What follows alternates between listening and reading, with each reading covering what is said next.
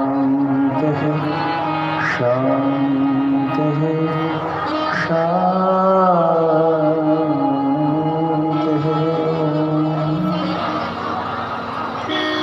लक्ष्मीनाथ समारंभा नाथयामुनमध्यमा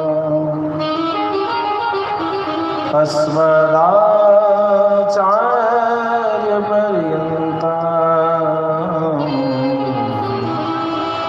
वन्दे गुरुपरम्परां।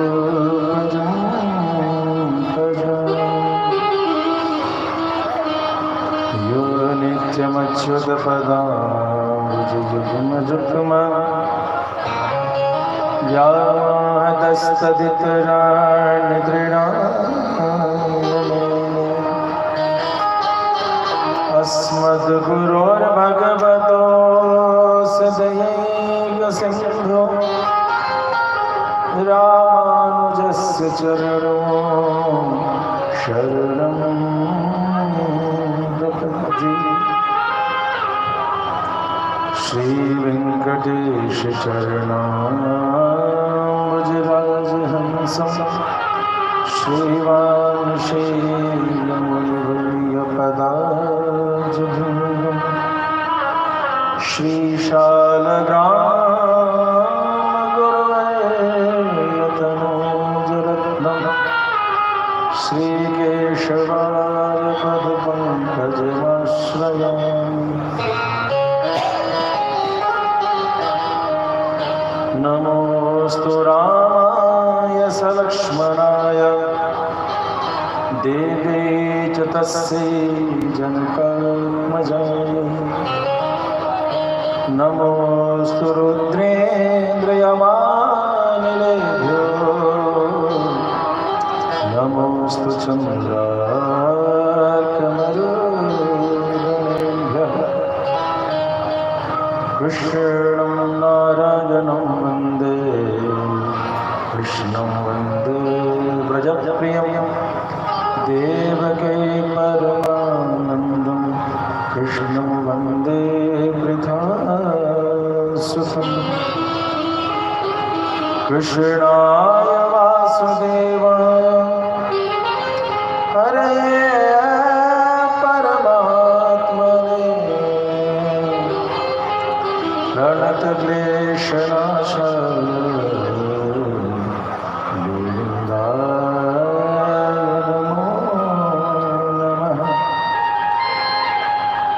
जय मिथिला जय मैथिली जय जय जनक किशोरी।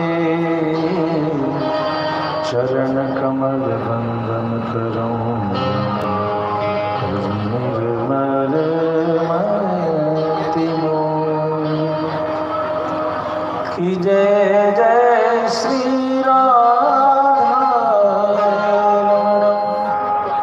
जय जय नवल किशोर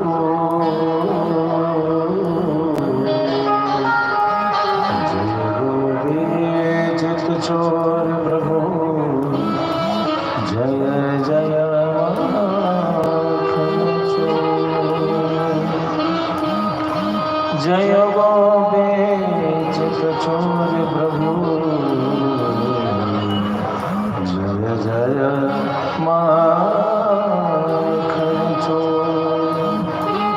प्रेम श्री भक्तवत्सल भगवान की, श्री वृंदावन बिहारी लाल की, भाष्यकार श्री रमण स्वामी जी महाराज की, श्री बालक स्वामी जी महाराज की, श्री सद्गुरुदेव भगवान की जय जय श्री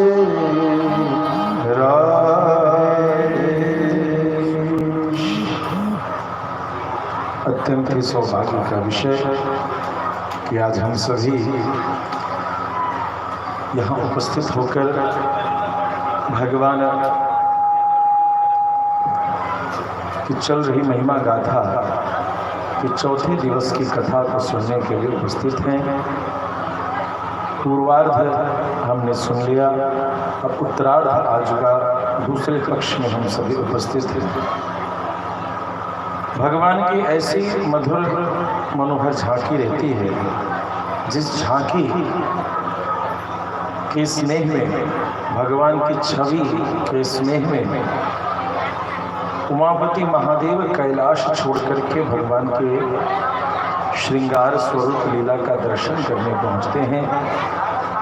अन्य सारे देवता भी भगवान की झांकी के दर्शन करने के लिए पहुँचते हैं। दुष्टों का संहार तो भगवान बाद में करते हैं, लेकिन पहले अपने बाल लीला से अपने भक्तों के हृदय में प्रेम की पुष्टि की।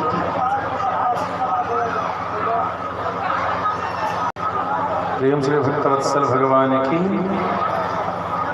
आज आगे बैठने का टिकट लगेगा। अब 3.5 दिन से हम लोग क्रॉस कर गए हैं, 3.5 दिन श्रोता के लिए, उसके बाद 3.5 दिन वक्ता के लिए। आगे VIP टिकट लगेगा 5100 रुपये। जो लाइन तोड़ करके आए सो हमारे हजाम जी को, नौवा जी को दे दीजिए। आगे जो लाइन तोड़ के आए VIP टिकट, अब समझ रहे हैं मंदिरों में VIP टिकट क्यों लग रहा है? इसीलिए लग रहा है कंट्रोल के लिए। जो कहीं से ना समझे उसको टिकट लगा। सब शांति, आइए सभी लोग शांति से अपनी जगह पे बैठ जाएं। आपका उत्साह अभिनंदन करने योग्य है, लेकिन जल यदि दोनों तरफ के बंधन से युक्त रहता है तो वो नदी कहलाती है। बंधन को तोड़ दे तो वही जल बाढ़ कहलाता है। तो बाढ़ से भय लगता है, नदी से प्रेम है। इसीलिए सभी लोग अपने स्थान पर शांति से बैठ जाएं, एक दूसरे का सहयोग करें। आइए भगवान की एक सुंदर सी झांकी का गायन करते हुए आज हम सभी भगवान श्री राम और श्री कृष्ण दोनों के अवतार की लीला को कथा सुनें। तेरी मंद मंद मुस्कानियाँ पे, वो तेरी मंद मंद मुस्कानियाँ पे बलिहारी प्यारे जो, बलिहारी प्यारे, तेरी मंद मंद मुस्कानियाँ पे, तेरी मंद मंद मुस्कानियाँ पे बलिहारी प्यारे, बलिहारी प्यारे जो, तेरी न्यारी हाँ न्यारी मतवारी से मुस्कानियाँ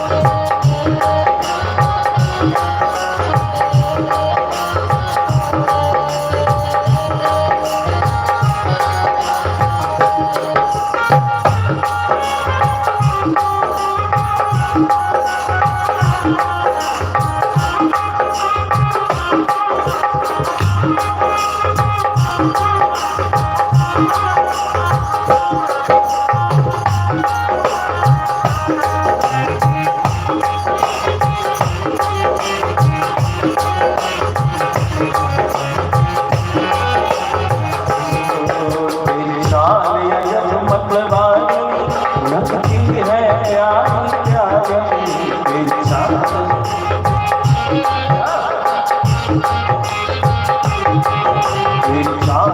जब मनमानी लगती है प्यारी प्यारे, तेरी चाल जब मनमानी लगती है प्यारी प्यारे, तेरी घुंघरों तेरी पायल तेरी घुंघरों की पैनिया पे बलिहारिया बलिहारिया, तेरी मन सखिया तेरी मन सखिया बलिहारिया बलिहारिया।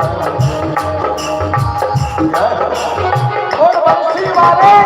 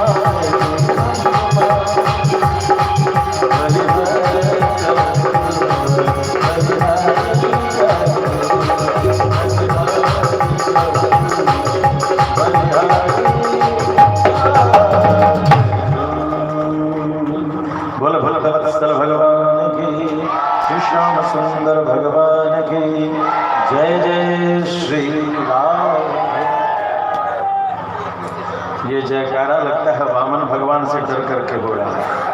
यदि सेवा नहीं करेंगे तो घर पाज घर द्वार सभी भगवान ले लेंगे। इससे बढ़िया जयकारा बोल दिया जाए।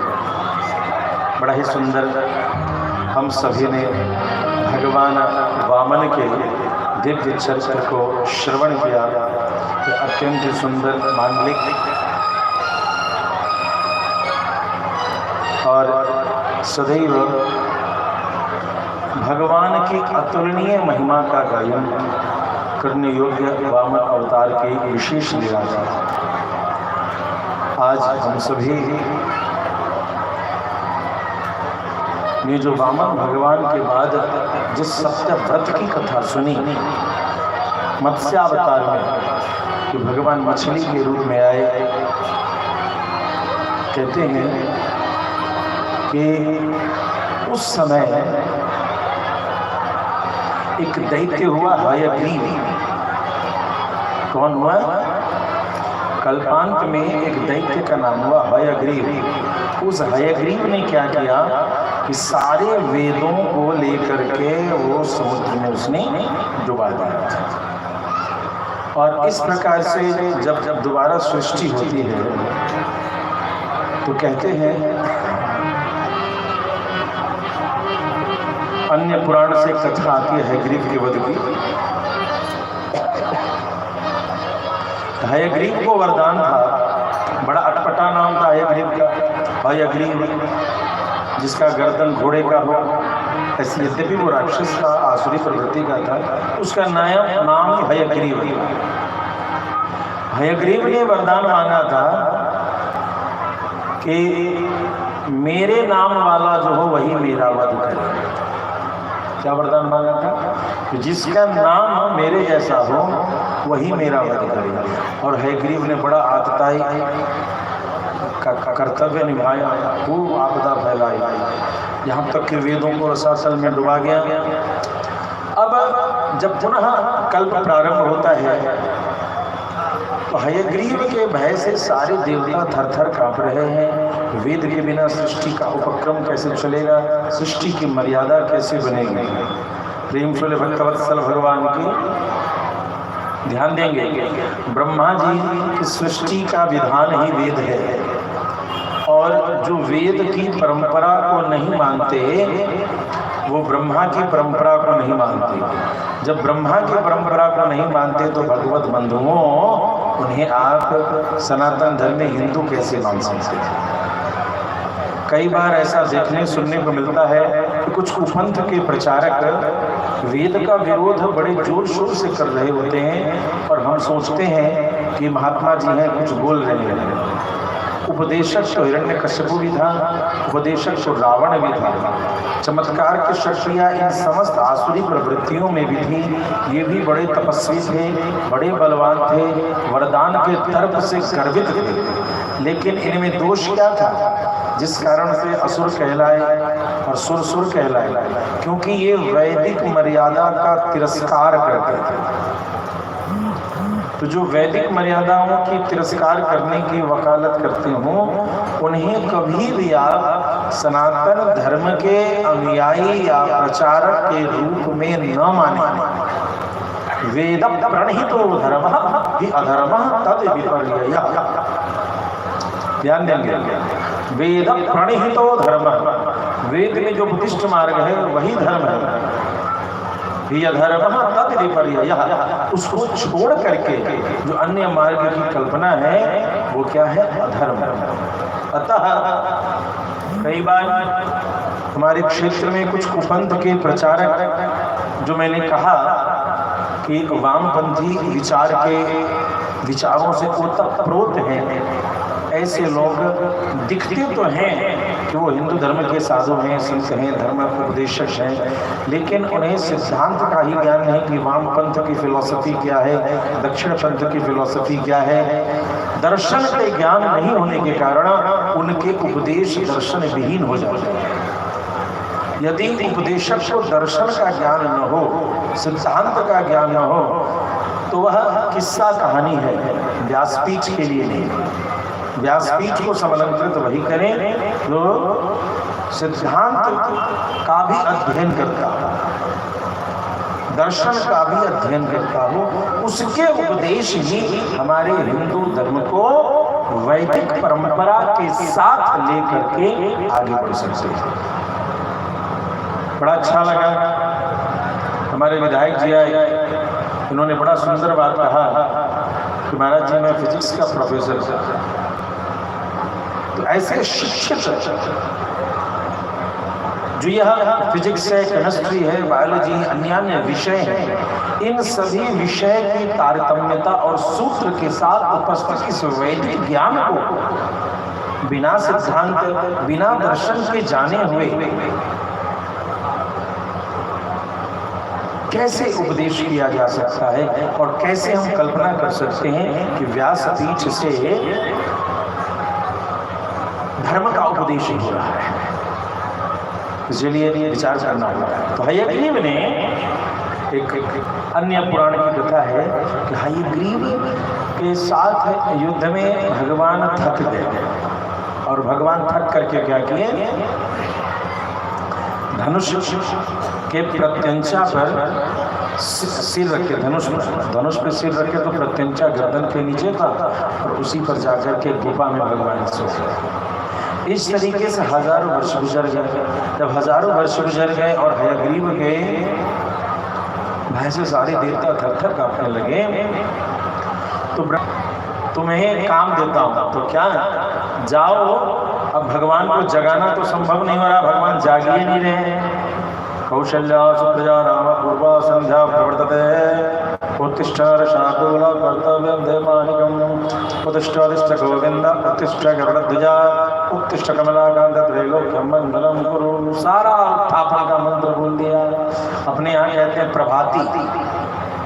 प्रभाती गीत क्षेत्र की संस्कृति रही है जो आज की बहु बेटियां नहीं जानती हैं। साँझ गाना, पराती गाना, ये सब समय समय पर दिन के 24 घंटे का अलग अलग भजन होता था। भगवान को गायन करते थे तो उसका भी विधान अलग था। समुदायों किसको कहते हैं, ये सभी हमारे क्षेत्र के सांस्कृतिक हुआ करते थे। खाली आधुनिक गीत से हमारी संस्कृति नहीं बचेगी। सांस्कृतिक गीत की वंदना तो बाबा तुलसी ने जहाँ कोकिल बैनी शब्द का प्रयोग किया है कि कोयल के समान गीत गाने वाली, वो उन्हीं देवियों के लिए किया है जो अपने जो लोक गीत है उसका गायन करती है। तो ये देवियों के ऊपर बहुत बड़ी जिम्मेदारी होती है कि वो क्षेत्र के लोक गीतों की रक्षा करें। ये बहुत बड़ी जिम्मेदारी है। तो पराती बहुत गाया गया लेकिन भगवान नहीं जग रहे। तो ब्रह्मा जी ने सोचा अब क्या किया जाए। तो ब्रह्मा जी ने वर्मी उस दीमक को कहा कि भैया सुनो, एक काम बताते हैं। तो क्या आज्ञा कीजिए, तुम जाओ और भगवान की प्रत्यंचा को काट दो। प्रत्यंचा को काटोगे तो धनुष जो है सो बैलेंस बिगड़ेगा, धनुष का बैलेंस बिगड़ेगा, भगवान के सिर का बैलेंस बिगड़ेगा और सिर जग जाएगा। दीमक ने कहा अरे वाह, मैं जाऊं और भगवान नारायण के कोप का भाजन बनो। तो ब्रह्मा जी ने कहा चिंता मत करो, तुमको जो है यज्ञ में भाग मिलेगा। ब्रह्मा जी ने वहां विधान कर दिया। तो यज्ञ में जो स्वाहा करते हैं और बाहर गिरता है उसमें से उस रुद्रांश भी होता है और वर्मी का भी अंश होता है। इसीलिए उस बचे हुए निर्माल्य को कहा जाता है कि किसी पेड़ के नीचे रख दीजिए कि वो चींटियां उसको खा लेंगी, वो उनका अंश है। अतः इस प्रकार से आप कहते हैं जमीन के नीचे गाड़ दीजिए कि वो चींटी दीमक उसको खा लेगा। वर्मी कुल को यह वरदान। अब वो दीमक जो है सो गया। दीमक ने जा करके क्या किया, प्रत्यंचा पर चढ़ गया और प्रत्यंचा को दीमक ने काट दिया। प्रत्यंचा जैसे कटी तनी हुई प्रत्यंचा थी, भगवान थके आ रहे उसी पर सोचते। प्रत्यंचा टन से आवाज करते हुए खूब तेजी से लौटा, स्प्रिंग लौटा। और वो लौटा तो कैसा लौटा कि भगवान के सिर को ही काटता हुआ, और वो सिर जो है सो कहाँ गिर गया, समुद्र में उछल करके धड़ाम से गिर गया। अब तो त्राहिमाम होते होते अंतिम में भगवान ब्रह्मा जी ने क्या किया कि एक सफेद घोड़े को, सफेद घोड़े का सिर लिया और भगवान ने दिया भगवान के धड़ में। तो ये क्या हो गए, हयग्रीव हो गए। क्या हो गए, इनका नाम प्रेम से हयग्रीव अवतार की। इनके भी अवतार की कथा है श्रीमद् भागवत में। तो ये हयग्रीव जो है सो तब भगवान उठे और भगवान का भी नाम हयग्रीव हो गया। गर्दन के ऊपर जो घोड़ा है और इस प्रकार से वहां वह हयग्रीव भगवान चलते हैं और उस हयग्रीव दैत्य से युद्ध करते हैं। युद्ध करके वेदों का उद्धार करते हैं। प्रेम से बोलिए भक्तवत्सल भगवान की। इसलिए जिन बच्चों के उपासना में अध्ययन में कमी होती है उन्हें भगवान के दो विग्रह की पूजन करने का निवेदन आचार्य पीठ करती है। हयग्रीव भगवान का पूजन करें और वराह भगवान का पूजन करें। मैं आपको बताना चाहूँगा, जब शारदा पीठ में भाष्यकार श्री रामानंद स्वामी जी गए, यद्यपि कई संत पूर्व में भी गए थे, तो कप्यास सूत्र की परिभाषा भगवती सरस्वती ने पूछा और उसकी व्याख्या जब रामानंद स्वामी जी ने दिया तो अत्यंत ही प्रसन्न होकर के हयग्रीव जी की एक प्रतिमा देते हुए, हयग्रीव भगवान की ही प्रतिमा दे करके उन्हें जगत गुरु पद पर अभिषिक्त भगवती सरस्वती ने किया। तो ज्ञान के प्रतीक है हयग्रीव भगवान। आगे जिन सत्यव्रत की कथा हम सभी सुन रहे थे कि मत्स्यावतार में उन्होंने पूरी जीन बैंक को अपने नैया में रखा था। एक हमारे कार्यकर्ता कह रहे थे, महाराज जी आपके शब्द बहुत लोगों को समझ नहीं आते। तो भैया दो तरीके के शब्द चल रहे हैं, आधा उनके लिए जो 9वें से ऊपर है, 9th से ऊपर है, और उसी का हिंदी में भी चलता है जो उस स्तर का अध्ययन नहीं कर पाएगा। तो आधा बात उनके लिए भी, इसलिए कि हमारी युवा पीढ़ी यह सोच बैठी है, या बाहर की संस्कृति के लोग जो थिंकिंग टैंक्स हैं उन्होंने बारंबार यह रटा दिया है कि भागवत तो पोंगा पंडित वाला ग्रंथ है। और विडंबना यह है, और वर्तमान में विडंबना यह है कि क्षणिक प्रतिष्ठा के लोभ में, क्षणिक 2-4 रुपए के लोभ में कई ऐसे लोग व्यासपीठ पर बैठे हुए हैं जिन्होंने सच्चिदानंद रूपाय से प्रारंभ करके नाम संकीर्तनम यस्य तक एक बार खुद भी नहीं पढ़ा। वे लोग भी व्यासपीठ पर बैठ करके अपनी आजीविका चला रहे हैं। कारिता कण लोभे न गेहे गेहे जने जने कथा सारस तत्वगता। सिर्फ प्रतिष्ठा और धन के लिए व्यासपीठ का दुरुपयोग करना उचित नहीं। कई 2-4 भजन अच्छा था और वो कथा शुरू कर देते हैं क्योंकि अच्छा लगता है, मनोरंजन का साधन अच्छा है। नहीं, श्रीमद् भागवत व्यासपीठ संपूर्ण आयामों को लेकर के चलती है। व्यास सुना है? व्यास किसको कहते हैं? What is it termed as? Diameter. Diameter का हिंदी क्या होता है? व्यास। रेडियस का हिंदी क्या होता है? त्रिज्या। यही होता है। What is Vyas? डायमीटर क्या है? जो समान रूप से सभी विषयों को लेकर के समानता है। डायमीटर क्या है? What is it diameter? व्यासपीठ क्या, उसको समझें। जो समान रूप से सभी दर्शन, खड़ दर्शन जो हमारा यह वैदिक ज्ञान है, उन सभी में प्रवेश रखता हो, यही व्यास की परिभाषा है। या कहने से काम नहीं चलेगा कि जीव विज्ञान का कोई डॉक्टर आकर के बात करें तो ये कह दिया जाए नहीं जी इसमें तो कुछ इसकी जानकारी नहीं है, आपके सवालों का जवाब नहीं है, तो फिर ये शाश्वत कैसे हो गया? ये कॉम्बो पैक है। श्रीमद् भागवत क्या है? कॉम्बो पैक है। जो भी आधुनिक शिक्षा की प्राप्ति कर रहे हैं बच्चे समझेंगे कॉम्बो पैक का मतलब, जिसमें सारी सिस्टम है। जैसे एक महिला का वैनिटी बॉक्स होता है, वो वैनिटी बॉक्स लेकर के जब चलती है तो उसको किसी ब्यूटी पार्लर वाले की जरूरत नहीं होती, वो तुरंत मेकअप करके जो बनना है बन जाए। यहाँ हमारे सनातन धर्म का वैनिटी बॉक्स है, श्रृंगार बॉक्स है। जब भी कभी कोई किसी भी प्रकार से कुरूपता लाने की चेष्टा करेगा, यह भागवत वैनिटी बॉक्स वहां खड़ी हो जाएगी और हमारे सनातन धर्म को सजाने के लिए अपनी सेवा प्रस्तुत करेंगे। प्रेम जी भक्तवत्सल भगवान की। ये सत्याव्रत थे, ये सत्याव्रत अगले कल्प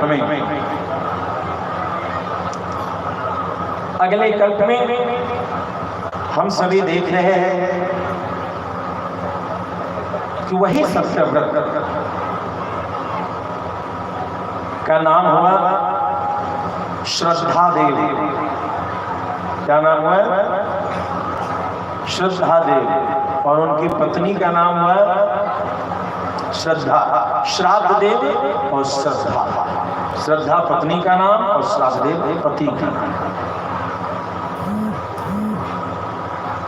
विवस्वान के पूरी पुत्र हुए, सूर्य के पुत्र हुए, इसलिए यहाँ से इस मनवंतर के नाम भी वैवस्वत मनवंतर हुआ। सभी भक्तजन ध्यान देंगे, यह कथा उसी मनवंतर की है जिस कथा में हम सभी अभी जीवित हैं। हम सभी इन्हीं मनों के लाइनेज में है, इन्हीं मनों की परंपरा में, स्वयंभू मनु की परंपरा में नहीं, वैवस्वत मनु की परंपरा में है।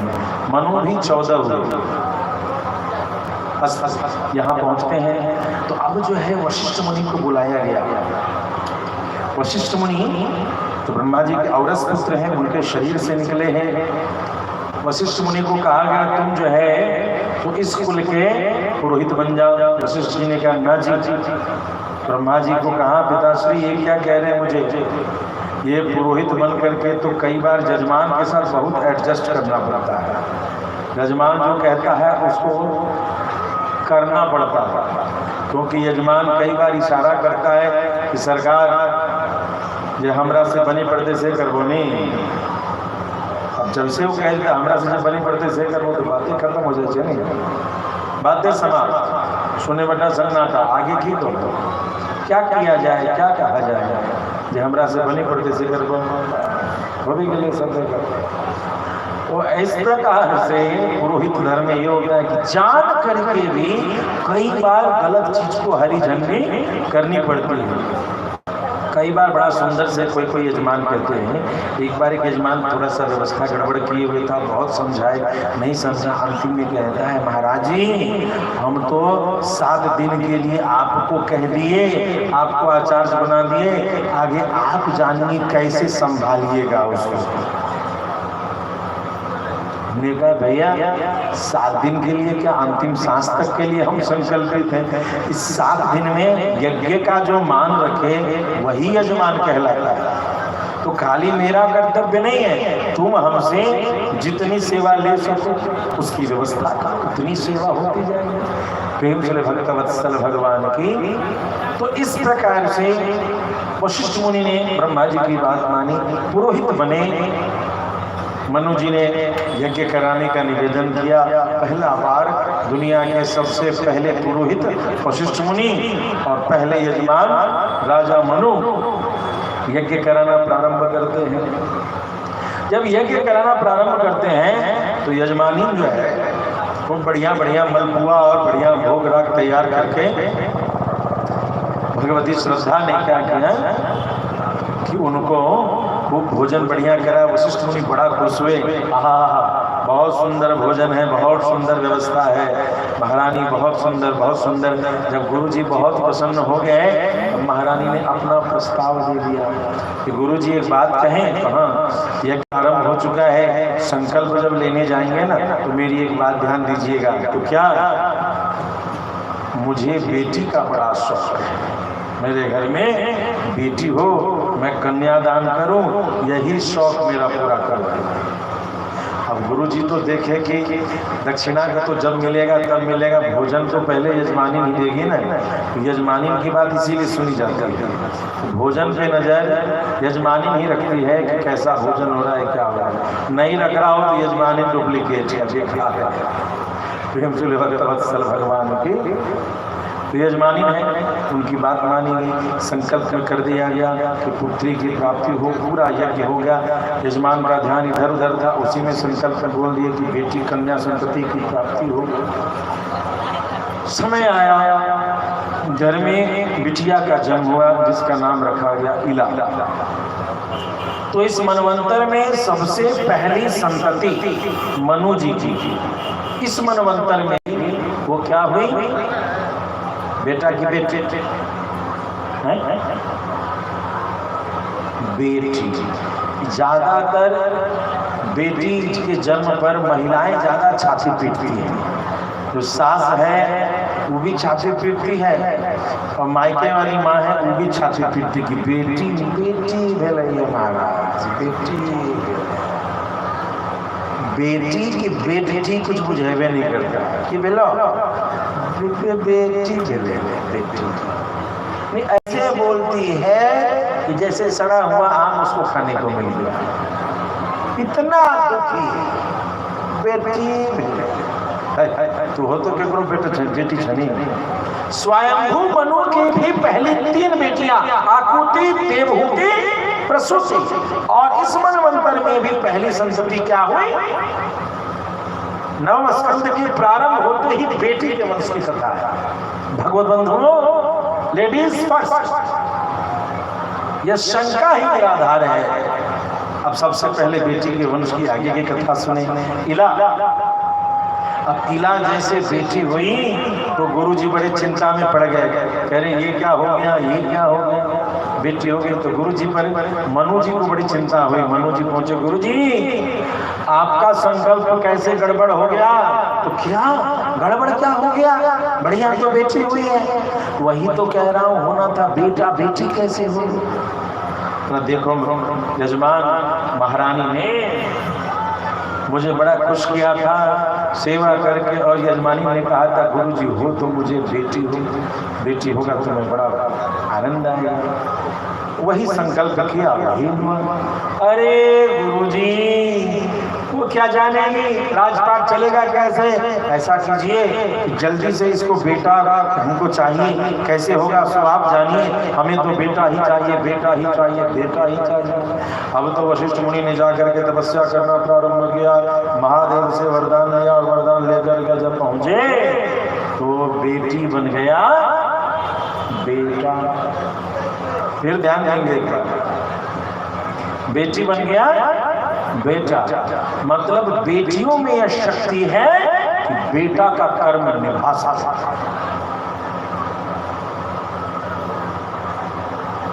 श्रीमद् भागवत उस ओर इशारा कर रही है कि बेटियों में यह गौरव है, यह शक्ति है, यह सामर्थ्य है कि जरूरत पड़ने पर वो बेटे का कर्तव्य भी निभा सकती है। लेकिन दुनिया में ऐसा कोई बेटा नहीं जो बेटी का ही कर्तव्य निभा सके। बेटी की प्राप्ति होने पर बेटी और बेटा दोनों के सुख की प्राप्ति हो सकती है, दोनों के सुख की। इसकी एक उदाहरण नहीं,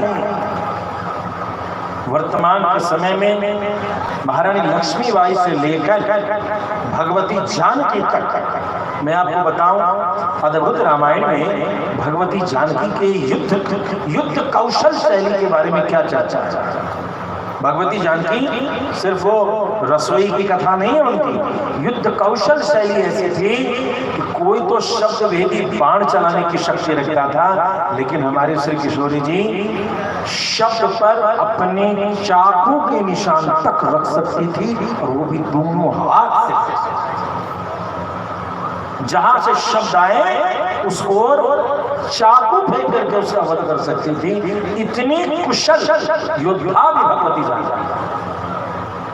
इसीलिए जब रावण कहता है एक बार विलोक मम हो रहा, तो वाल्मीकि रामायण में श्री किशोरी जी कहती हैं त्रिधरी ओट कहती बेबी, तिनके पर ध्यान करके रावण को बात कर रही है। तो वो कहता है रावण हरि देवी तिन मेरी ओर तो निहार दो। तो भगवती जानकी कहते हैं मूर्ख, तू जो मुझे अपनी ओर देखने की बात करता है, शुक्र कर मैं तिनके पर देख रही हूँ। मैंने यदि तुझे देख लिया तो मेरे प्रभु श्री राम को आने की आवश्यकता नहीं पड़ेगी, तेरी जगह पर यहीं पर भस्मों की ढेर कर देंगे। यह है हमारी जान जो अकेले लंका में बैठ करके संपूर्ण लंका के साम्राज्य के नाश की शैली का निर्माण करने की शक्ति रखती है, यह है जानकी। तो बेटियां बेटे का कर्तव्य कर पाती हैं, लेकिन बेटा शायद कोई बेटी का कर्तव्य कर सकता। यह मिथिला की बेटी और कलयुग में काशी की बेटी झांसी की महारानी, बीच में कई बेटियां ऐसी हैं जिनकी कथा आपने सुनी होगी। लेकिन बैठल छी कहते हैं हम लोग क्या मैथिली में कहावत है अपना सब यहाँ, बैठल छी पूजा पर आ मन अछि पूजा, सुनै छी कथा लेकिन मन व्यथा पर। तो तकरा कारण से हम सब दुखी भ जाए छी कोनो बेटी भेला पर, ई काज नीक नहीं। हम सभी या आंध्र प्रदेश राजा रोमपाद की भूमि, राम जी की बहन शांति का क्षेत्र है ना, हम सभी उस क्षेत्र से हैं जहां बेटियों को जानकी और दामाद को राम मान करके आज भी पूजा किया जाता है। इसीलिए आप सभी वयोवृद्ध से निवेदन, बेटियों के जन्म पर एक मिठाई ज्यादा खिलाओ, क्योंकि बेटी काबिल हो गई तो बेटे का कान काट लेंगे, इतनी शक्ति है बेटियों में। अब हम आते हैं उस जगह कि प्रार्थना हुआ तो इला जो लड़की थी वो बन गया सुद्युम्न, लड़का बन गया, लड़की बन गया। और लड़की बन गया लड़का कि लड़की बन गई लड़का? व्याकरण का क्वेश्चन है। लड़की बन गया लड़का कि लड़की बन गई लड़का? गई होगा कि गया होगा? ये हिंदी के जानकारों से पूछेंगे, बड़ा संशयास्पद है ना। गई होगा कि गया होगा? तो अब सुद्युम्न उसका नाम है। सुद्युम्न जो है बढ़िया रहने लगा, राजकुमार था, खूब आनंद के साथ घूमते टहलते शिव शिवा विहार स्थली की ओर चला। जिस जगह पर एक बार पूर्व में शिव शिवा विहार कर रहे थे, तो शिव शिवा विहार करते समय सनकादिक मुनि महादेव के दर्शन करने के लिए पहुंच गए। उस समय भगवती पार्वती संकुचित हो गई थी, लज्जित हो गई थी। उनकी प्रार्थना पर महादेव ने एक क्षेत्र बनाया था। इस क्षेत्र में जो भी पुरुष प्रवेश करेगा वह स्त्री बनेगी। प्रेम से भक्तवत्सल भगवान की ये शिव शिवा विहार स्थली कहाँ थी? ये सिटी के बीच में आ रहा। ये शिव शिवा विहार स्थली थी कहाँ? शिव पुराण के आधार पर यह शिव शिवा विहार स्थली कहीं और नहीं, मंदरांचल पर्वत। ध्यान देंगे कहाँ थी? मंदरांचल पर्वत यह क्षेत्र थी जहाँ शिव शिवा विहार करते थे और जहाँ हर पुरुष स्त्री बन जाया करता था। इसीलिए उसी विहार स्थली में भगवती दुर्गा के रूप में उपस्थित होकर के चंड मुंड शुंभ निशुंभ इन सब के भी वध की लीला मंदरांचल पर्वत से ही भगवती ने किया। तो सुद्युम्न उस क्षेत्र में घोड़े पर बैठ करके शिकार करते हुए चले आए। जब चले आए तो घटना क्या घटी कि सारे घोड़ा बन गए घोड़ी, हाथी बन गए हथनी, और जो राजकुमार थे सुद्युम्न वो बन गए राजकुमारी। जितनी भी उनके साथ उनके सिपाही थे वो सभी बन गए सिपाहीन, सभी महिलाएं बन गई। और इस प्रकार से उस क्षेत्र में उनका प्रवेश हुआ। अब लड़की बन गए हैं, अब यही मुंह लेकर के जाएंगे तो उनके मन में बड़ी शंका हुई, क्या करें क्या ना करें। तो लड़की शरीर से ही नहीं बने थे, लड़की मन से भी बन गए थे। प्रेम से भक्तवत्सल भगवान की। अब यहां से वो चलते चलते चंद्रमा के पुत्र का नाम हुआ बुध। चंद्र ग्रह के पुत्र का नाम है बुध। ध्यान देंगे, बुद्ध मुनि के रूप में एक जगह वन प्रदेश में आश्रम बना करके तपस्या कर रहे थे। उसी जगह पर यह सुद्युम्न जो पुनः लड़की बन गई थी वो पहुंच गई उस आश्रम में और बुद्ध मुनि से उन्होंने विवाह किया और उनके साथ रहने लगे। उसी काल में उनको एक पुत्र की प्राप्ति हुई जिसका नाम हुआ पुरूरवा। तत्पश्चात सुद्युम्न को एक बार याद आया, इला नाम से उनको याद आया कि अरे मैं तो राजकुमार था और इस तरीके से मैं किसी कारण से लड़की बन गया तो मुझे जाना चाहिए। गुरुजी के पास गए, गुरुजी वशिष्ठ मुनि को प्रणाम किया, गुरुदेव कृपा कीजिए। अरे तुम कौन हो देवी? अरे गुरुजी पहचाने नहीं, मैं आपका पक्का वाला चेला। अरे चेला थोड़े हो, तुम तो चेली हो। तुम कौन चेली हो? अरे हाँ वही तो, जिस चेली को बना दिया चेला वही चेला बन गया अभी चेली। ओहो कैसे कैसे हुआ, वो सारी कहानी समझे। अब जो है जब सारी कहानी समझे तो कहानी समझ करके वशिष्ठ मुनि ने पुनः तपस्या किया और महादेव से वरदान ये लिया कि यह 6 महीने लड़का और 6 महीने लड़की बने। प्रेम से भक्त वत्सल भगवान की। और इस प्रकार से लड़का लड़की का वरदान ले लिया तो आधे समय इला होते लड़की और आधे समय सुद्युम्न होते। इससे पुरुरवा और पुरुरवा से आगे का जो वंशज है यही चंद्रवंश की कथा। इसलिए पहले हम सभी सूर्यवंश की कथा में पुनः थोड़ा पीछे चलते हैं। इला के जन्म होने के बाद ये कथा आगे इस प्रकार से बढ़ी थी। इधर मनु जी अभी चिंतित थे कि मुझे एक ऐसे पुत्र की प्राप्ति होनी चाहिए जिससे कि मेरा वंश आदि चले, राजपाट चले। एक बार उन्होंने छींका, छींकने के कारण जो प्रथम पुत्र की प्राप्ति हुई उसका नाम हुआ इक्ष्वाकु। मृग, शरियाती आदि 10 पुत्रों की प्राप्ति हुई।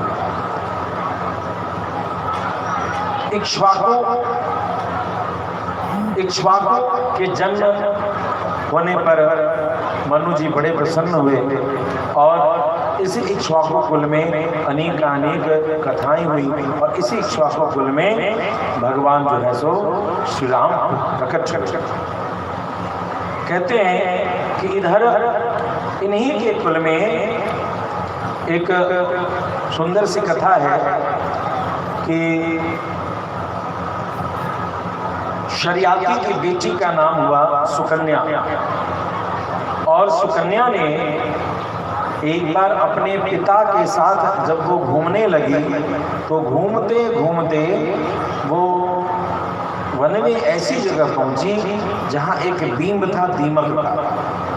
उसमें सभी लोग इधर उधर व्यस्त और उसने ऐसा देखा कि उस बीम के बीच में से 2 छेद है और दोनों छेद में से आंखें चमचम चमचम चमक रही, कुछ प्रकाश आ रही। सुकन्या बच्ची थी, चंचला थी। उसने क्या किया, एक कांटा लिया और कांटा लेकर के उसमें कोड़ने लगी, चुभोने लगी। जब इस प्रकार से वह चुभोने लगी तो परिणाम स्वरूप क्या हुआ कि चुभोने के कारण उसमें से खून निकलने लगा। अब तो च्यवन मुनि ने जो उसमें तपस्या रखे, च्यवन मुनि को कष्ट होने के कारण उसी समय जितने भी उपस्थित वहां पर सिपाही आदि सभी को वात की पीड़ा हो गई, जिसको हम लोग कहते हैं गैस्ट्रिक प्रॉब्लम।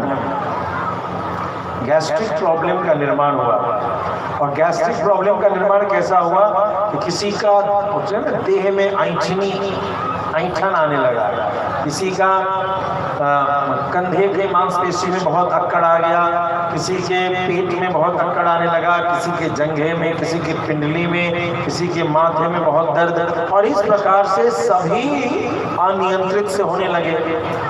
अब महाराज शरियाती ने देखा कि कुछ तो विशेष अवस्था है, ये सब क्यों बीमार हो रहे हैं। तो उन्होंने सबको बुला के पूछा कि सुनो, क्या तुम लोगों ने कोई अपराध किया है इस वन प्रदेश में? क्योंकि यहाँ सिद्ध संत मुनियों का यह क्षेत्र है। यदि तुम लोगों ने कोई अपराध किया है तो सच सच बता दो। यदि ऐसा है तो परेशानी नहीं, उसके लिए हमें कुछ न कुछ उपचार करना होगा। सच बताओ। कोई कुछ नहीं बोला। अंतिम में सुकन्या ने बोला, पिताश्री मैंने अपराध किया या नहीं ये तो पता नहीं, लेकिन वहाँ थोड़ी दूरी पर एक जगह दीमक का ढेर था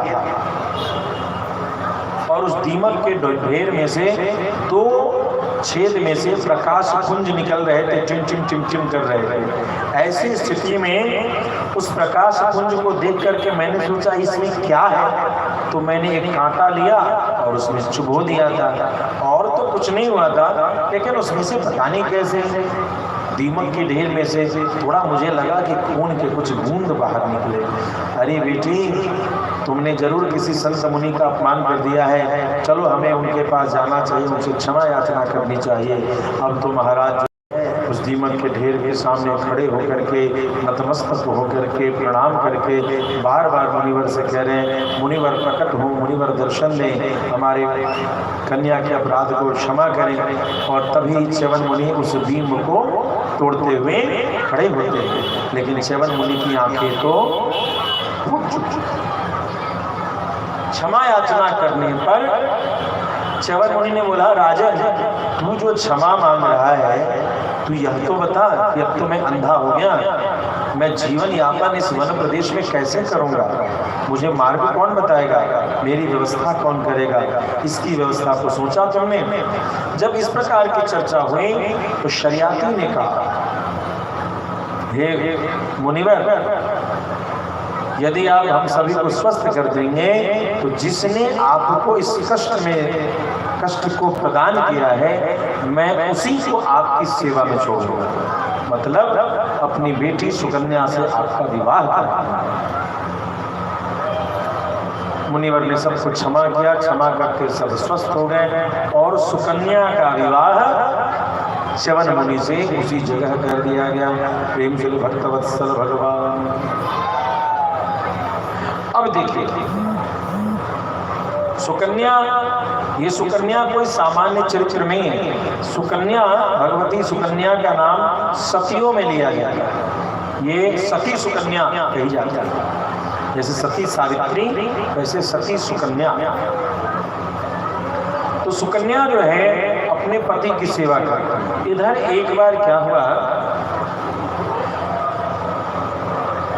अश्विनी कुमारों ने देखा कि यह देवी बड़ी ही सुंदरी है, लेकिन इसका पति अंधा है।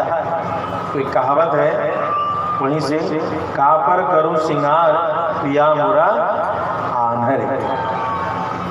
इस विषय का निर्माण अश्विनी कुमार ने जाके कराया कि अरे देवी, तुम तो राजकुमारी हो, एक कहावत है, कापर करूं सिंगार पिया मोरा आन्हर गे। तुम्हारे इस रूप यौवन संपन्न जीवन को, इस शरीर को तुम्हारे पति तो देख नहीं पाते, तो जब देख नहीं पाते तो उनका तुम में प्रेम नहीं होगा, तो ऐसे वृद्ध, ऐसे रोगी पति के साथ क्यों रहती हो? तुम हमारे साथ रहो, तुम देवी कहलाओगी, तुम्हारी पूजा होगी, तुम्हारा सम्मान होगा। हमसे संबंध जोड़ने से तुझे बड़ा सुख और सम्मान मिलेगा। अब तो साहब स्थिति ऐसी हो गई कि सुकन्या बड़े अचरज में अश्विनी कुमार के प्रति उनके मन में घृणा आई। उन्होंने बोला, हे देव, तुम देवगण में तो हो, लेकिन तुम्हारे कृत्य जो है अशुद्ध हैं, अपवित्र हैं। तुम्हारे चिंतन, इस अशुद्ध चिंतन के कारण मैं तुम्हारे इस प्रस्ताव को अस्वीकार करती हूँ। अश्विनी कुमार ने बहुत तरीके से समझाने की चेष्टा की, मगर सुकन्या नहीं समझती। प्रेम से भक्तवत्सल भगवान की। सुकन्या इस प्रकार से, सुकन्या की जो चर्चा है,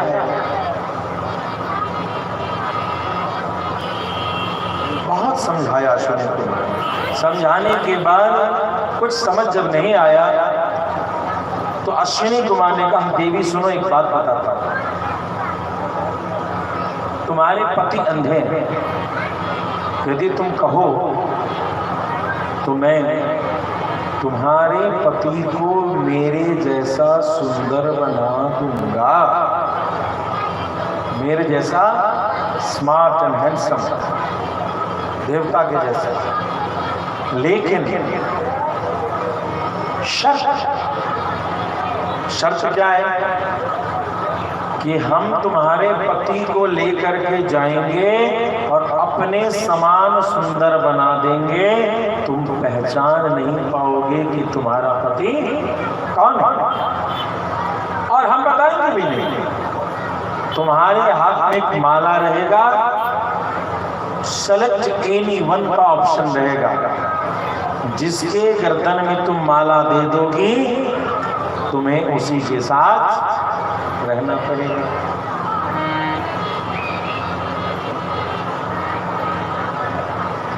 एक तरफ तो सुकन्या को अपने पति के स्वस्थ होने की सुख की अभिलाषा, और दूसरी तरफ ऐसा शख्स, इस तीन में से कौन मेरा पति होगा,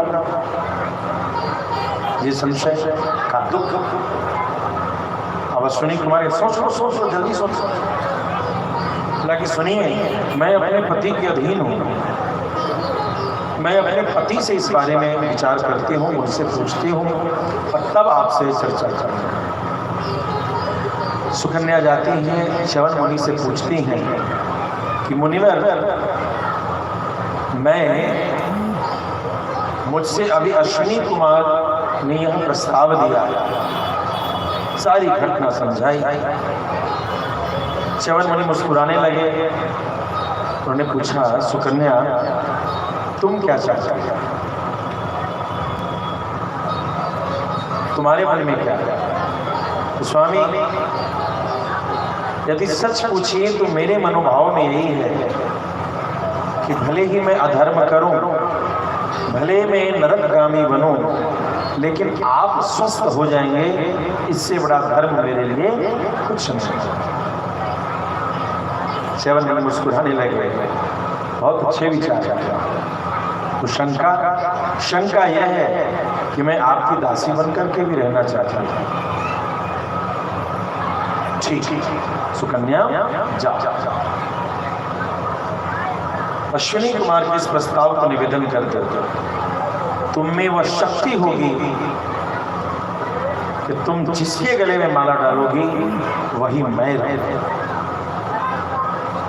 च्यवन मुनि ने कहा, अश्विनी कुमार के बल को तो तुम देखोगी कि मेरे जैसा रूप, वो अपने जैसा रूप मुझे देगा, लेकिन मैं वचन देता हूं कि तुम्हारा मन मेरी ही ओर आकर्षित होगा और तुम्हारा माला मेरे ही गले में भक्तवत्सल भगवान।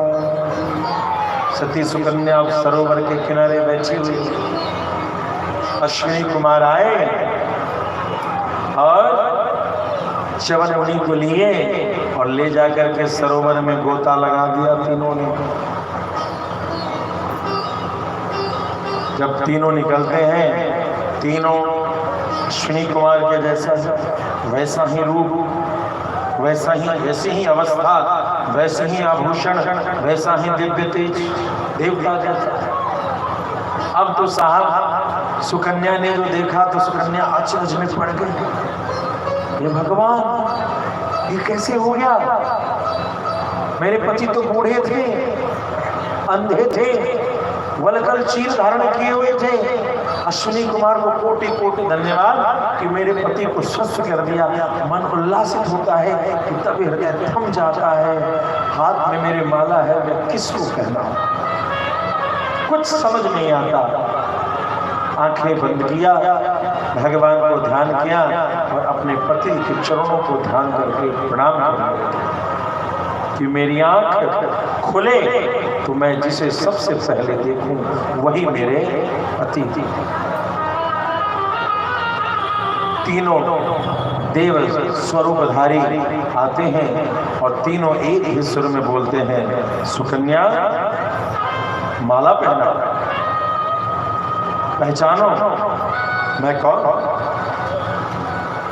सुकन्या ने आंखें खोली तो आंख जो सबसे प्रथम पुरुष पर गया वो आंख दूसरे किसी पर नहीं गया, साक्षात च्यवन मुनि पर ही गया और उस माला को च्यवन मुनि गले में डाली।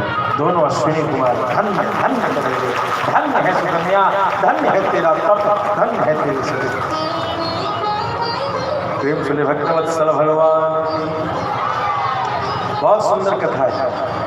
इसके बाद अब तो सुकन्या के जीवन में वो अपराध बोध भी खत्म हो गया कि मैंने आंख तोड़ा था, और मुनि भी एकदम स्मार्ट एंड हैंडसम, खूब सुंदर हो गए, एकदम समकक्ष राजकुमारी के जैसे अवस्था के, स्वरूप के, श्रृंगार के, वैभव के समान हो गए।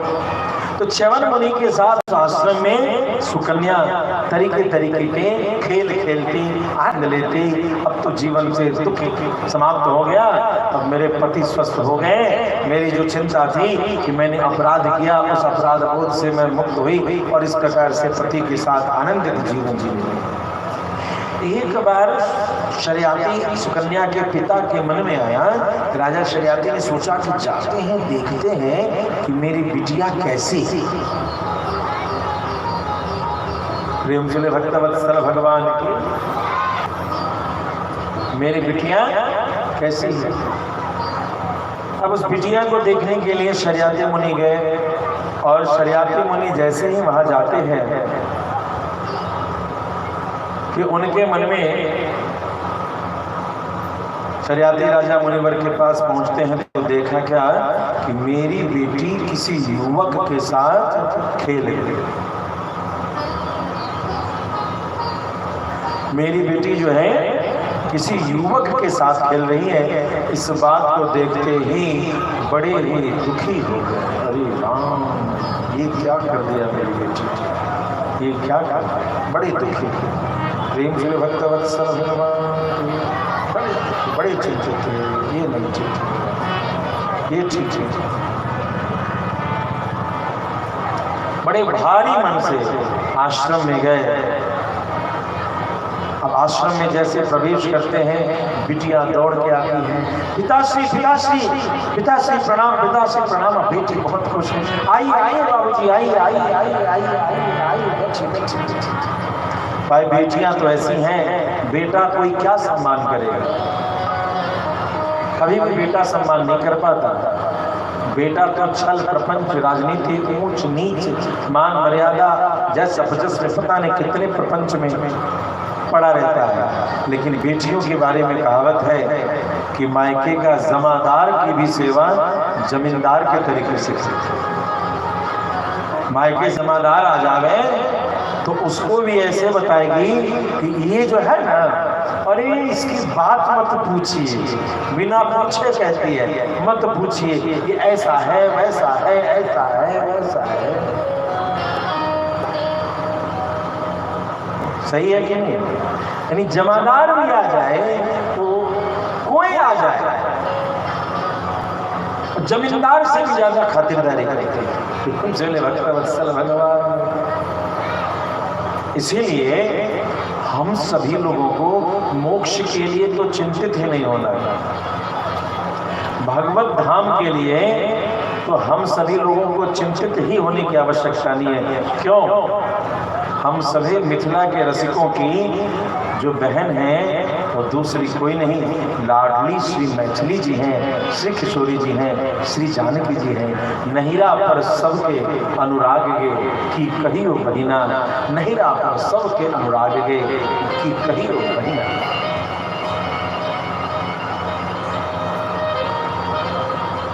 और जब बहन के साथ भाई बैठा हो तो जो दूल्हा होता है उसको बार बार चुप चुपे हो जाना पड़ता है, उसका सारा ज्ञान जो है सो चुप हो जाना पड़ता है। भले भाई जो है पत्नी का वो महामूर्ख हो, लेकिन बहन नहीं कहती है कि मूर्ख है। बहन ऐसे बताएगी कि दुनिया का सबसे बड़ा काबिल उसका भाई है। भले धीरे से जेब में उसके पैसा धरेगी, बउआ रे, धीरे से चुरा करके जेब में से, दायां जेब से पति के निकलेगा और सामने वाले जेब में बउआ के गोदी में चला जाएगा। तो कहेगी मेरा भाई बहुत काबिल है, छिपाती है। इसी भाव से मिथिला के रसिक हमेशा निश्चिंत रहते हैं।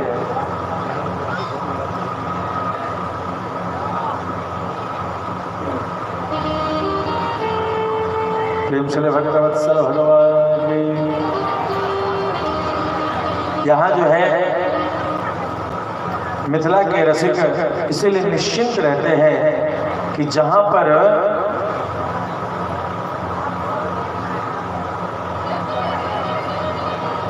श्री जानकी जी के संबंध की चर्चा है, वहाँ कहना क्या, श्री जानकी जी के संबंध से जीव निश्चिंत है कि श्री राम उनका अवश्य में उद्धार करेंगे। प्रेम से भक्तवत्सल भगवान की। तो च्यवन मुनि ने इस प्रकार से जब बिटिया ने संपर्क कराया, समझाया कि ऐसी ऐसी घटना हुई, तो बड़े खुश हुए शरियाती। अब अश्विनी कुमार को देवताओं के यज्ञ में भाग नहीं मिलता था, इसलिए बड़े दुखी थे वो।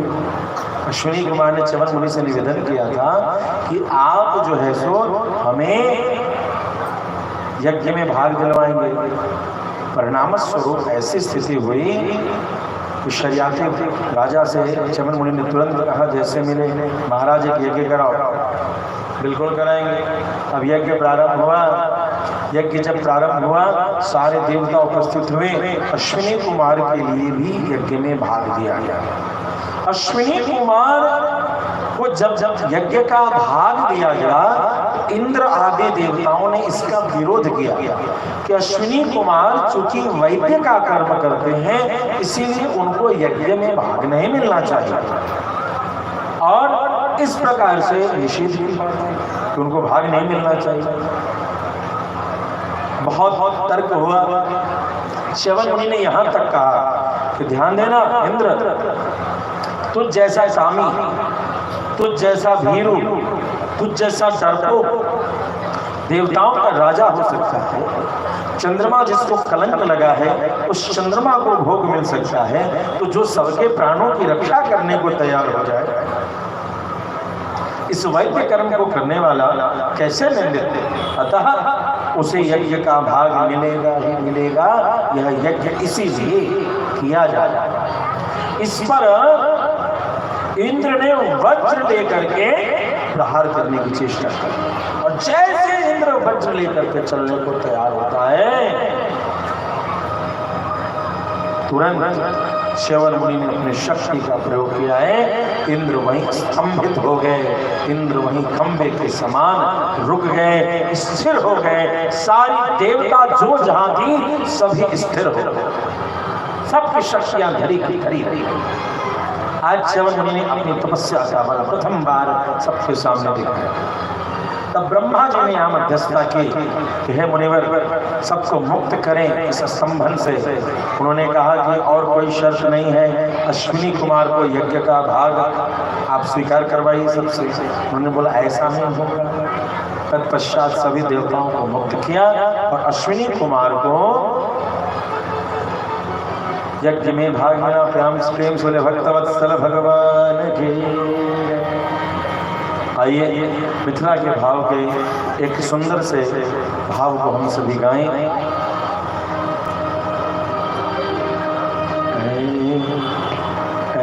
सोई मन चाहते सिवासर, अपने प्रियतम प्राण निहारो, सोई मन।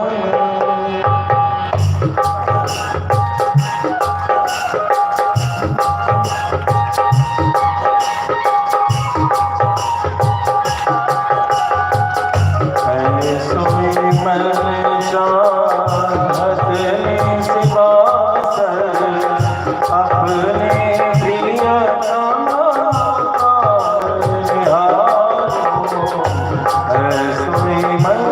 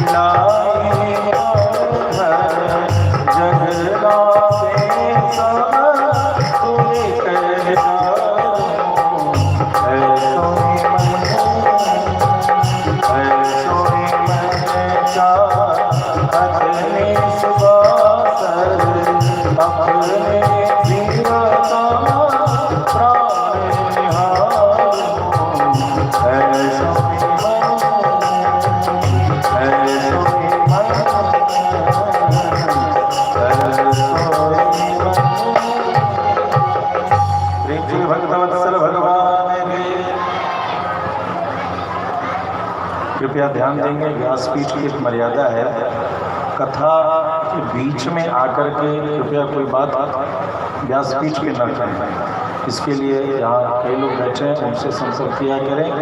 निद्राभंग कथा छेदो दंपत्योपीति भेदनम मातृ शिशुर्भेदश्च ब्रह्म हत्या समस्मृतम।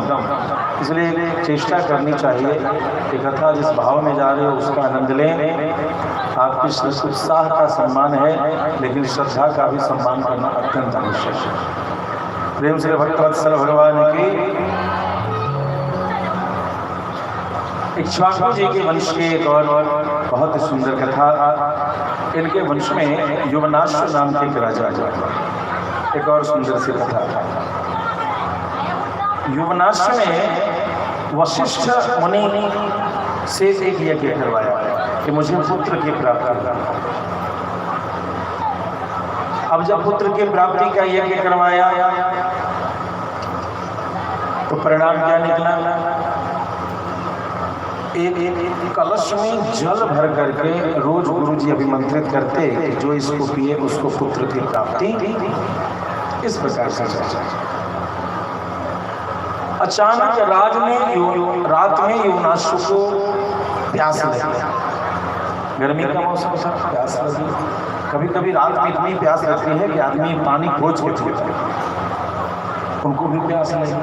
अब जग मंडप की ओर ध्यान गया, यहाँ तो सारी व्यवस्था है। जग मंडप में गए और बढ़िया कलश में रखा हुआ शीतल जल लेके घट घट घट घट घट घट घट घट घट उसका पान कर देते। प्रेम से भक्त वत्सल भगवान की, और जाकर के बड़ी चैन की नींद सो। सवेरे गुरुजी फिर यज्ञ में बैठे और उस कलश को अभिमंत्रित करने के लिए उठाया। जैसे ही अभिमंत्रित करने के लिए उठाया तो उस जगह देखा कि कलश हल्का है। ढक्कन खोल के देखा तो इसमें जल नहीं। हे राजन, लगता है कल रात चौकीदार पहरेदार सही से कार्य नहीं कर रहे थे। तो क्यों गुरुजी क्या हो गया? अरे देखो, कोई आया और इस कलश का जल पी करके चला गया। अरे गुरुजी ऐसी बात नहीं है, रात को ऐसा हुआ था कि मुझे खुद प्यास लग गई थी और मैं दौड़ करके आया, प्यास से व्याकुलता थी, मैंने वो कलश लिया और उसका जल में पी लिया। क्या तुमने पिया? हाँ हे भगवान, प्रेम जी भक्त वत्सल भगवान की। ये इक्ष्वाकु कुल की कथा है, राम जी के खानदान की कथा है। ऐसी ऐसी घटनाएं उनके खानदान में। अब महाराज बोले क्या हो गया गुरुजी? अरे राजा, तुम्हें पूछना तो चाहिए, ये कोई तुम्हारा राज दरबार है जो तुम्हारे हिसाब से चलेगा? ये यज्ञ मंडप है और इसके राजा आचार्य होते हैं। पूछना तो चाहिए कब क्या बिना पूछे सब कर लिया, ये गलत है। गुरुजी क्या करते हो? गया पानी तो पिया है, इतना क्यों डांटते हो? कभी प्यासे को पानी पिलाया नहीं। पानी तो पिया है राजन, पानी तो पिया है, लेकिन वो सामान्य जल नहीं था, वो अभिमंत्रित जल। वो कैसा जल था? अभिमंत्रित जल। तो क्या हो गया गुरुजी? यही तो तू नहीं समझ रहा, इस जल को जो पीता उसको गर्भ ठहर जाता। तूने जल तो कह रहा हूं कि तूने ये क्या कर दिया? अब तो तुझे गर्भ ही ठहरेगा। अब धीरे धीरे धीरे धीरे राजा का जो है 1 मास 2 मास 3 मास 4 मास 5 मास 6 मास 7 मास 8 मास 9 मास 10 मास का जो है होते गर्भ आ गया। अब गर्भ तो 10 मास का इतना बड़ा हो गया, राजा संकोच में घर में ही रहते। लेकिन अब बच्चा निकले कैसे गर्भ से, ये भी समस्या। गर्भ का तो द्वार ही नहीं था जहाँ से निकले, पेट में तो बच्चा आ गया था। तो उस समय पर उनका सिजेरियन ऑपरेशन करवाया प्रेम से उन्हें भक्तवत्सल भगवान की। तो सिजेरियन ऑपरेशन करके बच्चे को बाहर निकाला गया। बड़ा ऑपरेशन हुआ, बच्चा बाहर निकला। अब बच्चा तो बड़ा सुंदर है, लेकिन बच्चा तो जन्म लेते रोना शुरू करता है, कहाँ कहाँ कहाँ कहाँ। और सबने सोचा अरे अरे बच्चे को कुछ भूख लगी होगी, दूध तो पिलाओ।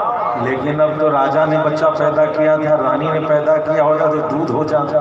अब राजा ने पैदा किया था, दूध कहाँ से पिलाए? बड़ी चिंता का विषय हुआ।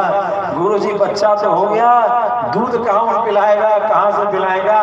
बड़ी चिंता हुई। उसी जगह इंद्र उपस्थित थे। प्रेम से भक्तवत्सल भगवान की। इंद्र ने क्या किया? अपना अंगूठा लिया और मानधाता के मुंह में, उस बच्चे के मुंह में रख दिया और कहा माम धाता मुझे पियो। क्या कहा? माम धाता मुझे पियो है बच्चे।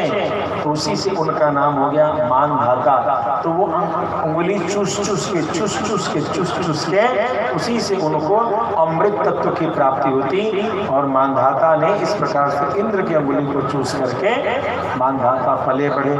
प्रेम से भक्तवत्सल भगवान के। अभी भी जिसकी माँ बच्चे पर ध्यान नहीं रखती है, वो बच्चा जो है अंगुली चूसना प्रारंभ कर देता है। तो ये इक्ष्वाकु कुल की कथा था। मानधाता की 50 बेटियां। एक बार एक मुनि रहे जिनका नाम था सौभरी ऋषि।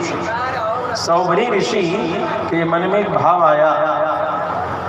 क्या भाव आया साहब? सौभरी ऋषि के मुनि के मन में भाव आया, उन्होंने संध्या करने के लिए जल में गए, और जल में गए तो उन्होंने क्या देखा कि एक बड़ी मछली है, उसके साथ मछली है, उसके नाती पोते सगे संबंधी बहुत सारे हैं। उन सारे नाती पोते सगे संबंधी को देख करके बड़े प्रसन्न हुए, और उनको लगा कहाँ हम अकेले यज्ञशाला और कुटिया में आश्रम में रहते हैं, क्यों न ऐसे परिवार का सुख लिया जाए।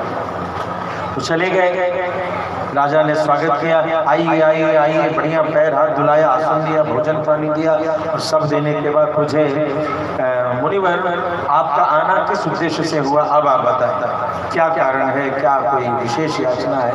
तो हाँ राजा, तपस्या करते समय, साधना करते समय मैंने जल में एक लीला देखी, मछलियों का व्यापक परिवार, जिस परिवार को देख करके मेरे मन में बड़ा ही उत्साह उल्लास बढ़ा, और मेरे मन में भाव आया कि मैं भी गृहस्थ धर्म में प्रवेश करूं। तो यदि तुम अपनी किसी बेटी से मेरा शादी करा दो तो मैं अपनी गृहस्थी बसवा लूं। प्रेम से भक्त वत्सल भगवान की। राजा ने सोचा, हे भगवान, कि बाबा जी मेरी बेटी राजकुमारी सबसे प्यार करेगा, एक जाएगी तो मेरी बेटी क्या करेगी, क्या सुख क्या दुख, बड़े चिंतित हो गया। अब उसने सोचा मना करते हैं तो श्राप दे देंगे, अब हाँ कहते हैं तो बेटी को कष्ट होगा, क्या करें। उन्हें कहा, महाराज एक बात कहें, आपकी बात तो मैं कर देता, लेकिन मैंने बेटियों को एक बात सोच रखा है, बेटियों के लिए तो क्या, कि मेरी बेटी यदि चाह जाए जिसको स्वीकार कर ले, उसी से उसका ब्याह करा देंगे, उसी से उसका ब्याह करा देंगे। अब यदि मेरी कोई बेटी आपसे विवाह करने को तैयार हो जाए तो मैं कन्यादान करने को तैयार हूं। अब जटाजूट धारी सौभरी मुनि ने सोचा, हो ये मेरे रूप स्वरूप को देख करके ऐसी बात करता है, बड़े चिंतित हुए।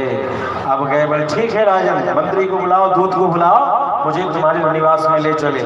और एक कक्ष में बैठे, दूत आया, दूत को राजा ने कह दिया, ले जाओ बाबा जी को, उसमें बैठे हैं। और तब तक तो बाबा जी ने अपने योग बल से अपने शरीर को स्मार्ट एंड हैंडसम बना दिया था। प्रेम से भक्त वत्सल भगवान की। खूब बढ़िया हट्टा कट्टा युवक बन करके राजसी पोशाक में हो गए। दूत को क्या पता कि भीतर कौन है। सौभरी मुनि बन चुके थे, युवा सुंदर, और उनको लेकर के वो भीतर प्रवेश किए। जब रनिवास में प्रवेश किया तो अब जो सहेली 50 बेटियां थी, राजकुमारियां थी, इन सब में जिसने पहले देखा उन्होंने स्वागत के लिए आइए आइए आइए आइए, घर में आइए आइए आइए आइए आइए, सबको प्रवेश। कोई उनके पैर धो रहा है, कोई उनको आसन दे रहा है, कोई उनको वस्त्र दे रहा है, कोई उनको चंवर डुला रहा है, कोई उनको भोजन करा रहा है, कोई वीणा की तार पर जो है संगीत सुना रहा है, कोई नृत्य कर रही। और इस प्रकार अलग अलग प्रकार से 50 राजकुमारियों ने उनकी सेवा की। सेवा करने के बाद जब सेवा हो गई तो मुनि वहां से फिर लौट गए। राजा ने फिर उन कन्याओं को बुलाया, राजकुमारियों को, कि तुम्हारे कक्ष में रनिवास में हमने एक महात्मा को भेजा था, जिन महात्मा ने तुम सबकी सेवा ली, तुम में से कौन उनके साथ विवाह करने को तैयार है? किसी को वो लड़का पसंद आया, 50 के 50 ने हाथ उठा दिया है, सबको पसंद आया। विवाह तो एक से ही होगा। नहीं पिताजी, मेरा विवाह सबसे पहले होना चाहिए, मेरा ही विवाह। क्यों? तो द्वार पर तो मैं ही खड़ी होकर के उनके स्वागत की थी, न वो आते न कोई दूसरा सेवा करता। अरे अरे, आने से क्या होता है? कोई संत आते हैं, मुनि आते हैं, ब्राह्मण देवता आते हैं, उनका पैर तो मैंने धुलाया था, मेरा विवाह होना चाहिए। वाह, खड़े खड़े पैर धुला रही थी, आसन तो मैंने दिया था ना। ओह, आसन देने से चंवर जो गर्मी के कारण पसीना था वो कौन सुखा रहा था? मैं सुखा रही थी। अरे वाह, वो उनको जो नए नए पोशाक दिए थे वो किसने निकाले थे? तो मैंने निकाले थे। कोई क्या, वाह जी वाह, ऐसे ही बूढ़े ब्राह्मण भूखे ब्राह्मण देवता को भूखे विदा कर देती तो क्या तुम्हारा जो है सो तुझे खाने को कुछ मिलता? ब्राह्मण देवता प्रसन्न होते और शादी की तैयारी कर तैयार हो जाते। तो इस तरीके से कहा कि मैंने भोजन कराया, कोई कहता है मैंने जल पिलाया, कोई कहता है कुछ, कोई कहता है कुछ। राजा तो चकरा गए। 50 की 50 राजकुमारियां विवाह के लिए तैयार हो गई। प्रेम से भक्त वत्सल भगवान की। अब तो राजा जो है अचरज में पड़ गए और 50 से उनका ब्याह करा। 50 राजकुमारियों से विवाह करते समय सौभरी मुनि 50 रूप में विभक्त हो गए। एक मुनि कितने रूप में? 50 रूप में विभक्त होकर के उन्होंने विवाह किया। और विवाह करने के पश्चात उनकी विदा गई। घर पहुंचे तो घर में तो एक कुटिया थी।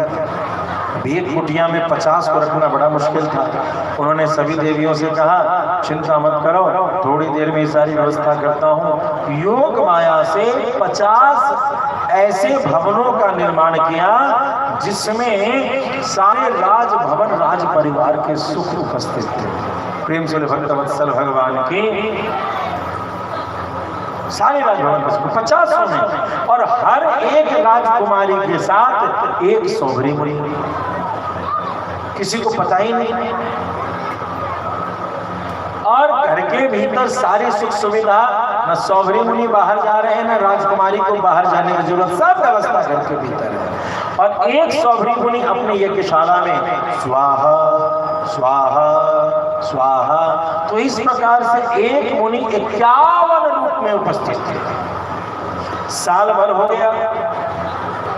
मानधाता ने सोचा चले बिटिया को देख के आए। हर पिता को समय समय पर जा करके अपनी बेटी का घर देखते रहना चाहिए। देखने गए।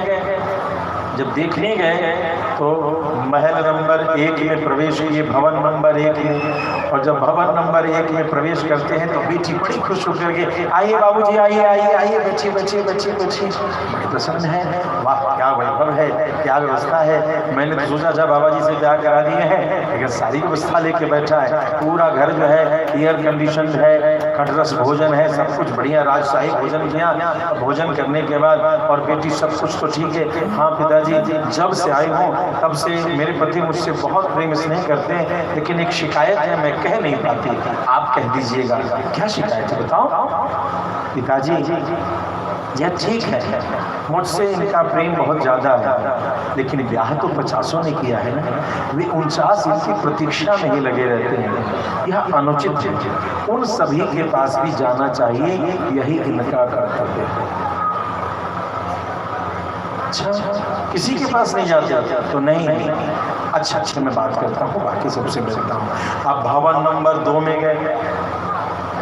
भवन नंबर 2 में गए, वैसे ही उसकी भी राजकुमारी आई दौड़ करके, आइए पिताजी, आइए पिताजी, आइए पिताजी, कुछ जल हो जाए, कुछ फल हो जाए। सारी व्यवस्था बड़ी खुशी के साथ, उस घर में भी सारी वैभव सब कुछ हो गया, सेवा सत्कार हो गया। बिटिया को देख के बड़े खुश हुए, पूछे बेटी ठीक है, सब कुछ ठीक हो? बड़ी प्रसन्न हो? तो हाँ हाँ पिताजी, मुझे एकदम मायके की याद भी नहीं आती, इतनी प्रसन्नता है, कोई शिकायत नहीं, बड़ी आनंद के साथ। लेकिन पिताजी एक मन में कुछ क्षोभ है जो मैं अपने पति को नहीं कह पाती हूँ, वो आप कह देंगे, आपका अधिकार है। तो क्या कहना है? यह कह दीजिए ना कि वो जब से आए हैं मुझे विदा करा के मुझसे बहुत प्रेम करते हैं, लेकिन मुझे इस बात का दुख है कि शेष 49 बहनों के पास नहीं जाते। जब से आए हैं तब से घर से बाहर निकलते ही नहीं। वे 49 तो इनकी प्रतीक्षा ही करते होंगे। अब तो राजा के दिमाग का जो है सो बोल्ट ढीला होने लगा कि पहले में भी यही शिकायत, दूसरे में भी यही शिकायत कि निकलते ही नहीं है, घर में ही रहते हैं, तीसरे चौथे, और इस प्रकार से 50 यही शिकायत। जब उस 50 के बाद 51वें जगह जाते हैं, स्वाहा स्वाहा स्वाहा, देख रहे हैं भगवान इस 50 के घर में भी दामाद जी और 51वीं सिद्धशाला में भी दामाद जी स्वाहा स्वाहा कर रहे हैं। हाथ जोड़ के प्रणाम किया, हे मुनिवर, मैंने आपको बहुत कम आका था, मुझे इस बात की चिंता थी कि आप विवाह कराने के पश्चात मेरी बेटियां सुख से हैं कि नहीं। मैं तो आपकी माया की शक्ति को देख करके आज धन्य धन्य हूँ कि आप अपने कर्तव्य को भी कर रहे और उन सब को सुख भी दे रहे हैं। सौबरी मुनि ने इस प्रकार से कुछ जीवन काल व्यतीत करने के पश्चात विरक्ति के भाव को स्वीकार किया है और पुनः संन्यास आश्रम में प्रवेश किए। प्रेम से बोले भक्तवत्सल भगवान के। बैठल रोवे ली गुजरिया, बैठल रोवे ली गुजरिया, चुनरिया में डाला बैठल रोवे ली गुजरिया, चुनरिया में डाला। जय हो।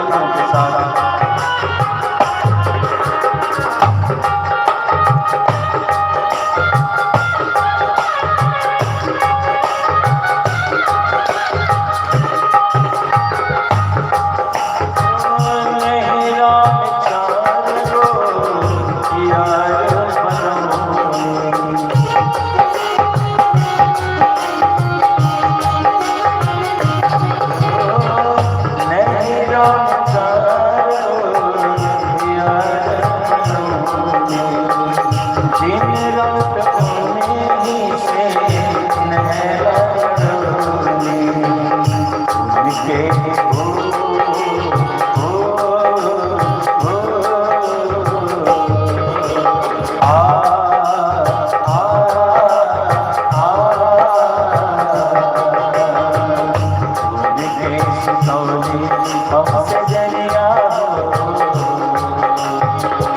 चुनरिया बेटा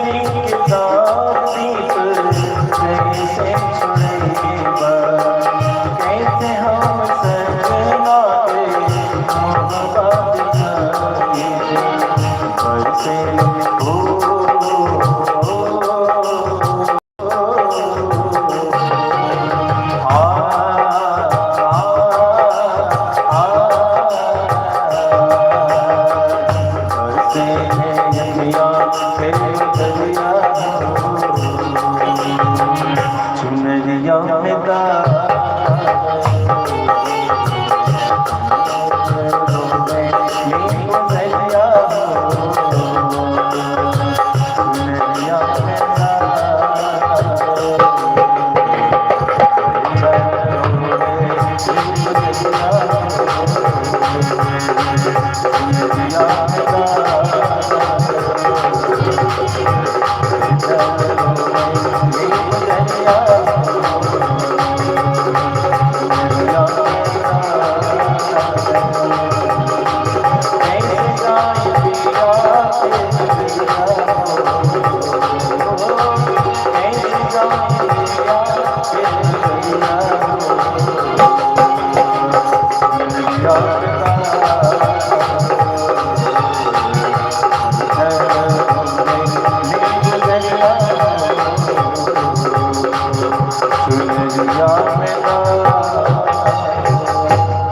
प्रेम से भक्तवत्सल भगवान की जय जय श्री राधे।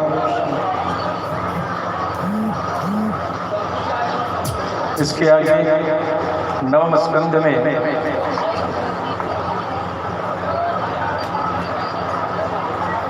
त्रिशंकु हरिश्चंद्र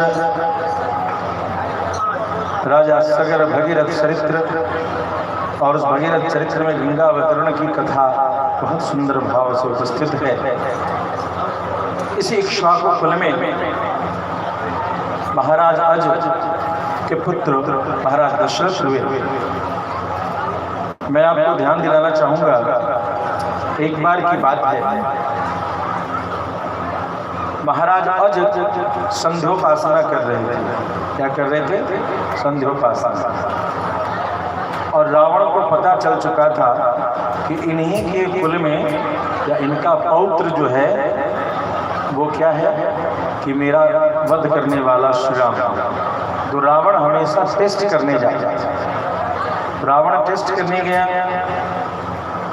उस समय अयोध्या में क्या घटना घटी कि सरजू जी के किनारे संध्योपासना कर रहे थे और उधर वन प्रदेश में रावण पशुओं को परेशान कर रहा था। पशुओं कहते हैं ना कि जे बिनु काज दाहिने उपाय, बिना कारण से वो रगड़ा खोज रहा था। कहते हैं ना रगड़ा खोजे था, तो रगड़ा खोज रहा कि पहले ही अज को मार देंगे तो न दशरथ होगा ना उसका पुत्र होगा। प्रेम के लिए भक्तवत्सल भगवान की। अब संध्या में मन भंग हो रहा था, ध्यान भंग हो रहा था।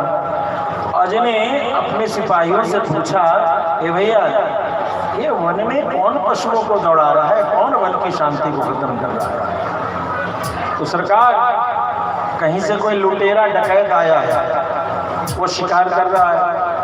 अच्छा, उसको समझाया कि यहाँ संध्या करते हैं लोग, पूजा पाठ करते हैं, हिंसा न करो, लेकिन वो मानने को तैयारी नहीं है। अयोध्या का एक नाम क्या, अवध, जहाँ किसी का वध नहीं किया जाता, और यहाँ पर वो ऐसा कर रहा है। अच्छा ठीक ठीक। उन्होंने उसी समय जिस कुशासन पर बैठे थे एक कुशा को उठाया और कुशा को मंत्री आके फूंक मारा और कुशा को उसी दिशा में। अब वो कुशा क्या हो गया? कुशा तो रावण के लिए हवाई जहाज का काम किया। रावण को लिए लिए उड़ाते हुए सीधे के सीधे लंका में ड्रॉप किया गया। चल अपने घर में। कहाँ? अयोध्या। और बिना टिकट, बिना पेट्रोल, बिना डीजल, बिना केरोसिन के उसको पहुंचा दिया सीधे लंका में। वो लैंड किया, धड़ाम झगड़ा। अरे भगवान, अयोध्या में जाकर के अस्त्र शस्त्र से नहीं लड़ाई करेंगे। प्रेम के लिए भक्तवत्सल भगवान की। महाराज दशरथ हुए। दशरथ जी जब राजकुमार थे तो उनकी शादी की चर्चा होने लगी कौशल्या से, कौशल देश की राजकुमारी से। तो रावण ने फिर दिमाग लगाया, अच्छा इस बार लड़ेंगे नहीं, इस बार जो है राजा से नहीं राजकुमारी से इस बार खेल किया गया। उन्हें क्या किया, राजकुमार और राजकुमारी को उठाया, किडनैप कर लिया और किडनैप करके विशाल समुद्र में दोनों को फेंक दिया गया कि न ये दोनों एक जगह रहेंगे, न इन दोनों का विवाह होगा, न ब्रह्मा ने जो बताया है कि दशरथ का पुत्र कौशल्या का पुत्र तेरा वध करेगा, ये बात सही हो। दोनों को उठा के विशाल गंभीर समुद्र में धड़ाम। प्रेम से भक्तवत्सल भगवान की। अब समुद्र की थपेड़े खाते खाते खाते खाते खाते खाते दोनों के दोनों, और साथ में तीसरा भी था, दशरथ जी के साथ साथ सुमंत जी भी फेंका गया। दशरथ जी बचाने गए तो उनको भी लपेट लिया और उठा करके समुद्र के। तो तीनों, सुमंत जी, दशरथ जी और मैया कौशल्या, तीनों समुद्र के थपेड़ों से एक ही द्वीप पर उपस्थित हो गए और वहां उपस्थित हो गए। सबसे पहले होश में आए सुमंत जी। सुमंत जी ने बोला, अरे राजकुमार दशरथ कहाँ? खोज किया, थोड़ी दूरी पर दशरथ जी मिले, जल वल छीटा बीटा करके और जो जल वल निकालना होता है, पेट की प्रक्रिया, वो सब करके राजकुमार को स्वस्थ किया। अब महाराज दशरथ जगे, अरे भैया तुम भी ठीक? हाँ हम भी ठीक। चलो चलो, पता नहीं कौन सा दुष्ट उसने क्यों कैसा क्या कर दिया, हमारा उससे कैसा बैर, फिर भी राजाओं का बैर पता नहीं कब सामने से निकल जाए, कहाँ से प्रकट हो जाए, कोई बात नहीं।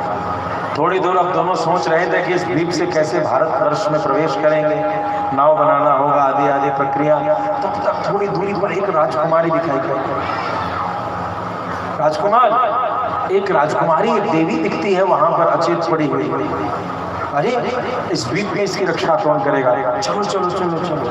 अब उस राजकुमारी के पास गया, उस राजकुमारी को स्वस्थ किया, और जब स्वस्थ किया तो राजकुमारी क्या बोलती है? वो कौशल्या मैया थी, बोलती है, हे राजकुमार तुम कौन हो यह मैं नहीं जानती, लेकिन तुमने मेरे प्राणों की रक्षा की है, तुम ही मेरे प्राणनाथ बनोगे।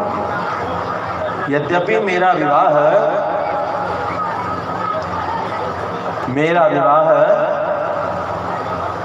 अज के पुत्र राजकुमार दशरथ से निश्चित है, फिर भी मैं उनसे विवाह नहीं करूंगी। तुमने मेरे प्राणों की रक्षा की है तो तुम ही से मेरा विवाह होगा। अब तो सुमंत जी मुस्कुराने लगे। राजकुमारी ने पूछा, हे मंत्री तुम क्यों मुस्कुराते हो? क्योंकि जिस लड़के से आपका विवाह निश्चित हुआ है उसी लड़के ने आपके प्राणों की रक्षा की है। प्रेम से भक्त वत्सल भगवान की। अब एक नाव निर्माण किया गया, निर्माण करके वे सभी भारतवर्ष में आए। तो इस प्रकार से दूसरी बार में भी रावण को मुंह की खानी पड़ी। आगे महाराज दशरथ ने माता कौशल्या आदि से विवाह किया। कहते हैं, एक प्रमाण कहता है कि 60,000 वर्ष की आयु हो गई थी, लेकिन फिर भी उनको संतान नहीं हो रहा था। तो बड़े दुखी थे कि अचानक एक बार गुरुवर से चर्चा किया तो गुरुवर ने पुत्रेष्टि यज्ञ का आयोजन करवाया, और पुत्रेष्टि यज्ञ के प्रधान आचार्य कौन हुए? श्रृंगी मुनि। उनके निर्देशन में यज्ञ हुआ। यज्ञ की विधि से अग्नि नारायण प्रकट होते हैं।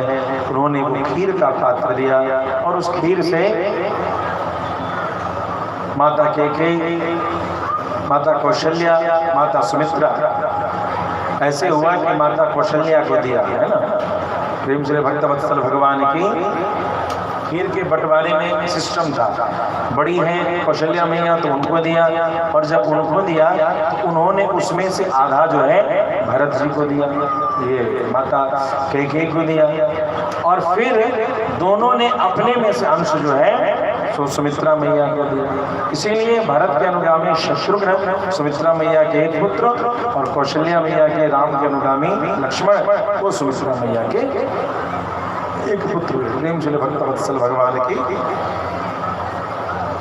तो यहाँ चारों लल्ला हो गए, खूब धूमधाम होने लगा, खूब उत्सव बधैया चला। तत्पश्चात इन चारों लल्ला का गुरु वशिष्ठ के यहाँ अध्ययन अध्यापन हुआ। चारों पढ़ करके आ गए। जैसे महाराज दशरथ कहते उस निर्देशन में राज्य का संचालन, शिक्षण प्रशिक्षण होने लगा। तत्पश्चात विश्वामित्र मुनि यहाँ से जाते हैं, और उन्होंने निवेदन करके, प्रार्थना करके महाराज दशरथ से उनके 2 पुत्र की याचना की है, राम और लक्ष्मण।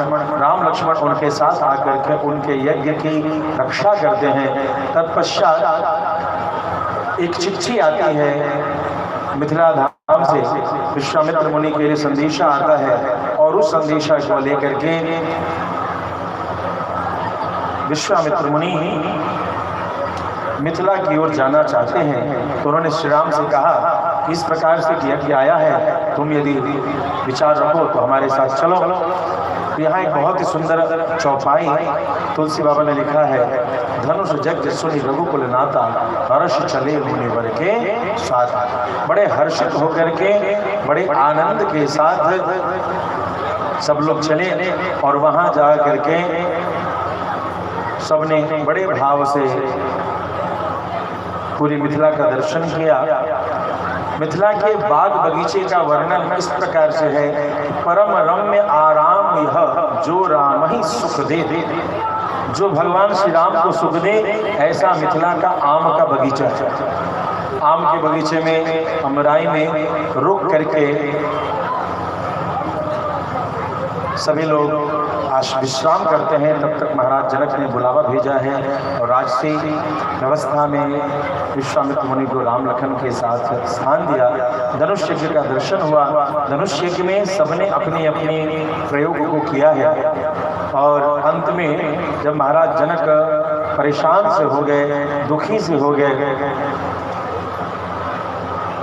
तो विश्वामित्र मुनि ने श्री राघव को, राघवेंद्र सरकार को निर्देशित किया है, उठहु राम भंजहु भवचापा मेट हुतात जनक परितापा। तब श्री राम आगे उठे। भगवान श्री राघवेंद्र सरकार जब वहां उठते हैं तो उन्होंने लेत चढ़ावत खींचत क्यों न लखा देख सब ठाढ़े। कब लिया धनुष लोक का प्रत्यंचा चढ़ाई और कब धनुष की प्रत्यंचा को तानी, कब धनुष टूटा, यह किसी को समझ नहीं आया। अच्छा, जब क्यों न लखा, किसी ने नहीं देखा। जब किसी ने नहीं देखा तो बताया किसने कि राम जी ने धनुष तोड़ा है। प्रेम से भक्तवत्सल भगवान की क्यों न लखा, किसी ने नहीं देखा। लेकिन हम सभी आपसे पूछें कि धनुष किसने तोड़ा, तो जवाब क्या देंगे? हैं? राम जी ने। किसने देखा? तो गवाह बनने को कोई तैयार नहीं। अच्छा बोलिएगा, राम जी तो झूठ नहीं बोलते, राम द्वयोर नाम ही भाषते। ध्यान देंगे, भगवान श्री राघवेंद्र सरकार का एक संकल्प है, रामो द्वयोर नाम ही भाषते। राम दो बार नहीं बोलते, जो बोल दिया तो बोल दिया, अकाट्य सत्य। अब या तो राम जी झूठ बोलते हो तो ऐसा संभव नहीं है, और या तो राम जी डरते हो तो यह भी संभव नहीं है। यदि भयम, जिसके भृकुटी विलास से यमराज की थर थर कांप दे, उसको वो कैसा डरेगा भैया? प्रेम में भले वो डर जाए, बंध जाए, लेकिन ऐसे पराक्रम में डरने वाला नहीं हो। तब क्या घटना घट रही है? क्यों? नाथ संबोधन को भंज निहारा, कोई है कोई एक दास तुम्हारा। राम जी ने जो अपने मुख से बोला है, ध्यान देंगे, रामचरितमानस का अनुसंधान लिखेंगे। नाथ संबोधन को भंज निहारा, शिव धनुष को तोड़ने वाला कौन है? कोई है कोई एक दास तुम्हारा।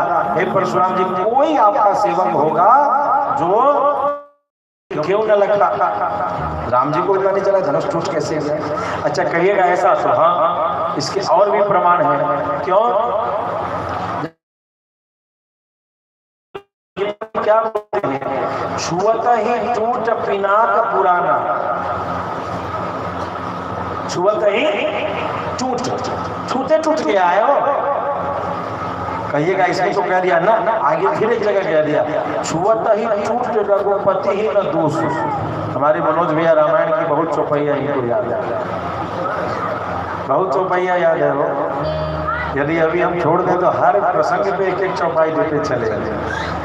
लेकिन हम तो भैया मिथिला वाले, हम तो राम जी से सीधे तरीके से बात नहीं की है, तो कथा सीधे तरीके से कैसे करेंगे? अयोध्या वाले बड़े सीधे शरीफ होकर कथा करते हैं, लेकिन हम लोगों की तो आदत है, वृंदावन वालों की, मिथिला वालों की थोड़ी सी उल्टी चाल, थोड़ी सी टेढ़ी चाल, भगवान को थोड़ा सा हास्य रस में लेना। तो छुअत ही टूट रघुपति ही न दोष, छूते टूट गया है रघुपति का, इसमें कोई दोष नहीं। सरकार माफ कीजिए, यहाँ भी नहीं लिखा गोस्वामी तुलसीदास जी ने कि शिव धनुष किसने तोड़ा। कहिएगा और कहीं लिखा है? तो हाँ, तेहि क्षण मध्य राम धनु तोड़ा, भरे भुवन धुनि घोर कठोरा। कहा यहाँ तो लिख दिया, कैसे लिख दिया? तेहि क्षण मध्य राम धनु तोड़ा। तो इसका अर्थ निकालते हैं लोग अयोध्या वाले ते ही क्षण मध्य, उस क्षण के बीच में ही राम धनु तोड़ा, राम जी ने धनुष तोड़ दिया। तो गलत, इसको भी नहीं मान सकते। क्यों? क्योंकि राम जी जो जानकी जी के पास शिव धनुष के पास जा रहे हैं तो उनकी चाल बड़ी धीमी है। हमारे प्यारे लाड़िए दुलारे छोटे भाई आलोक जी भी कथा सुन रहे हैं। उस चर्चा में स्पष्ट दिखता है कि राम जी बड़े धीरे धीरे, भैया अयोध्या वाली कथा मत किया करो, मिथिला वाली कथा का। राम जी कैसे बड़े हो जाएंगे हो हमारी जानकी जी के साथ? उनकी हिम्मत है बड़े हो जाएंगे, उनको छोटा कर देंगे, पूरी अयोध्या वाली को बुलाओ। प्रेम से भक्तवत्सल भगवान की अयोध्या वाले पहुंच जाएं और हम मिथिला वाले खड़े हो जाएं, उनको बड़ा होने देंगे क्या? एकदम नहीं दे धोबिया पटाख। अब देखिए धोबिया पटाख देते हैं। जिस राम जी को चलने में ऐसा लग रहा था कि सारी दुनिया का भार उन्हीं के कपार पर आ गया, बड़े धीरे धीरे धीरे चलते। जब धीरे चल रहे थे तो समय लगा, तो जब समय लगा तो क्षण के बीच में कैसे तोड़ दिए? नहीं, फिर से विचार, ही क्षण मध्य राम धनु तोड़ा। क्षण पर रुक जाइए, क्योंकि एक क्षण के भीतर ये घटना नहीं घटती थी, समय लगा था। राम जी की चाल बहुत धीमी थी, गंभीर थी, तो समय लगा तो एक क्षण के बीच में टूटना संभव है। तो अर्थ क्या निकलेगा?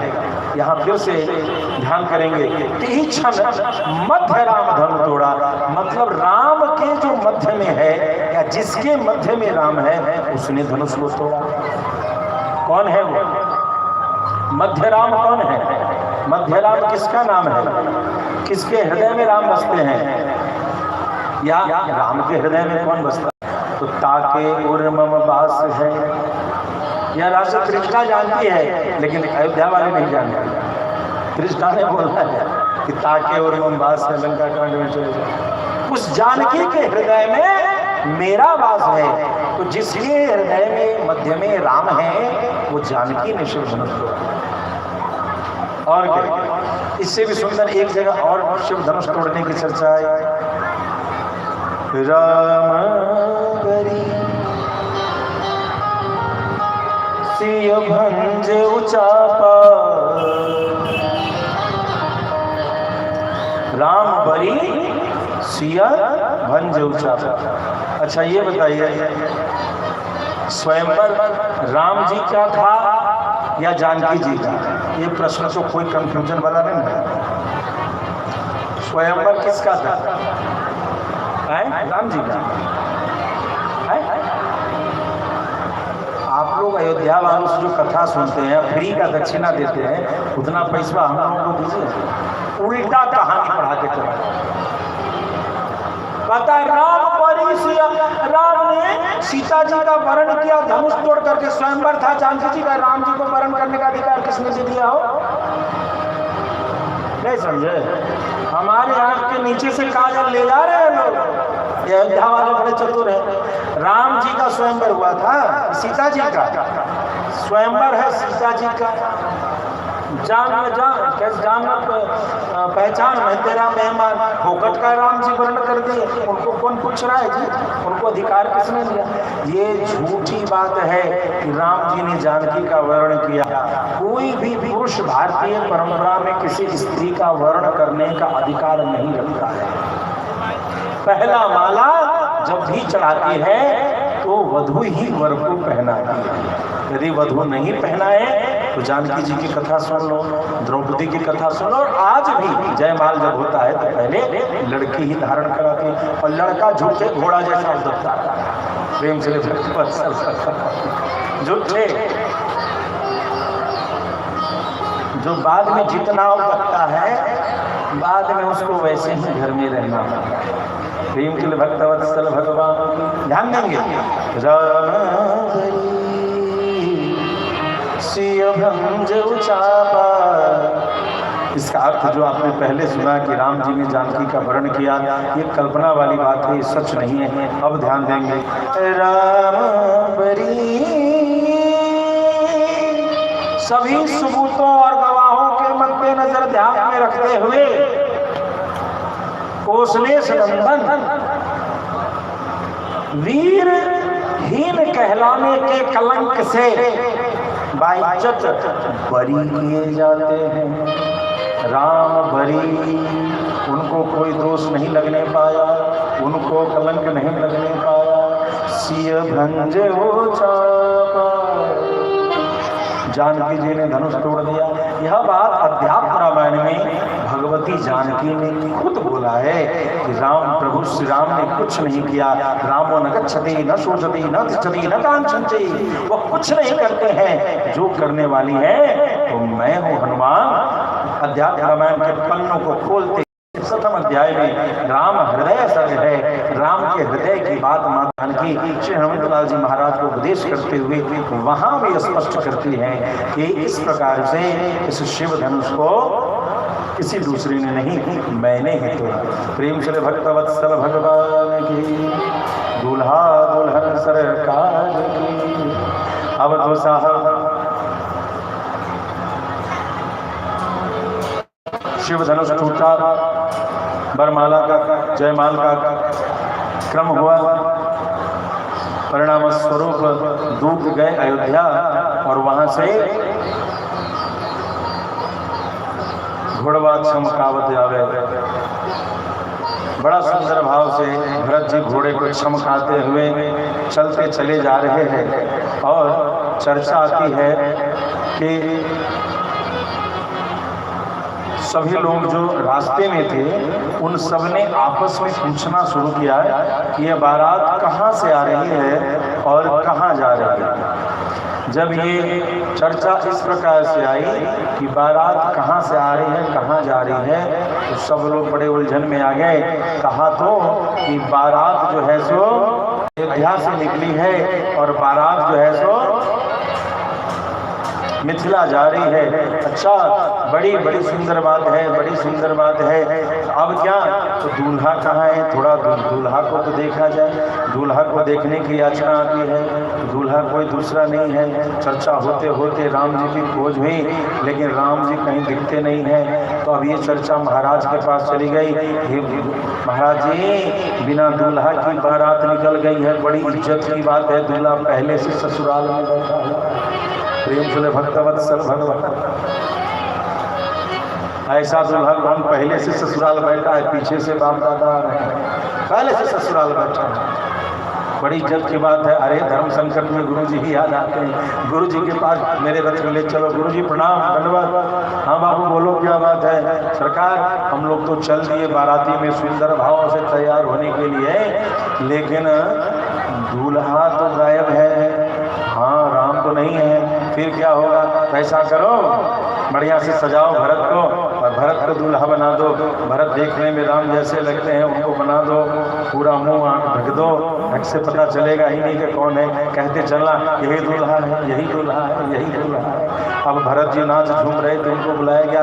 भरत भैया, आपको गुरुदेव और पिताजी वहाँ पीछे हैं, उन्होंने महाराज ने बुलाया है, गुरुदेव ने बुलाया है। भरत भैया सोच रहे थे कितना बढ़िया आनंद ले रहे थे, भैया की शादी में नाच रहे थे, झूम रहे थे और घोड़े को खिला रहे थे। अब तो बीच में आगे आ गई, लेकिन मानना पड़ेगा पहुंच गए। बिना ही विचार करिए सुबह जाना चाहिए, चले गए। अब तो गुरु जी ने कह दिया, सुनो भरत, एक बात बताएं, बारात में राम जी नहीं है। हाँ, ये बात तो है, हम सभी बारात जा रहे, इज्जत की बात है, इज्जत बचाओ, राम के कार्य को पूर्ण करो। तो क्या करना पड़ेगा, दूल्हा बन जाओ। अब ये दूल्हा बनने वाला जो रोल था बड़ी खतरनाक था। भरत जी तो आनंद ले रहे थे, अब राम जी का रोल उनको प्ले करना था। घोड़े पर बैठ के टुकुर टुकुर टुकुर। बारात ऐसी निकली कि जनकपुर में प्रवेश कर रही है और कुछ लोग अभी अयोध्या से निकलिए रहे। प्रेम से भक्तवत्सल भगवान, कुछ लोग निकलिए रहे। 12 दिन पहले बारात पहुंच गई, 12 दिन तक रही। बढ़िया चक्र भंडारा भोजन चला और भोजन चलने के बाद वहाँ विवाह हुआ। विवाह जब हो रहा है तो बहुत सुंदर भावर के लिए सब लोग साखोच्चार आदि होने के बाद भावर आदि का क्रम चल रहा है। आइए हम सब भी भावर के सुंदर उस दृश्य का दर्शन करें, गायन करें।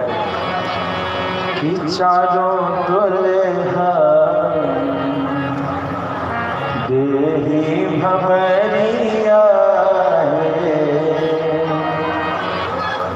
चारों दुल्हा देही भवरिया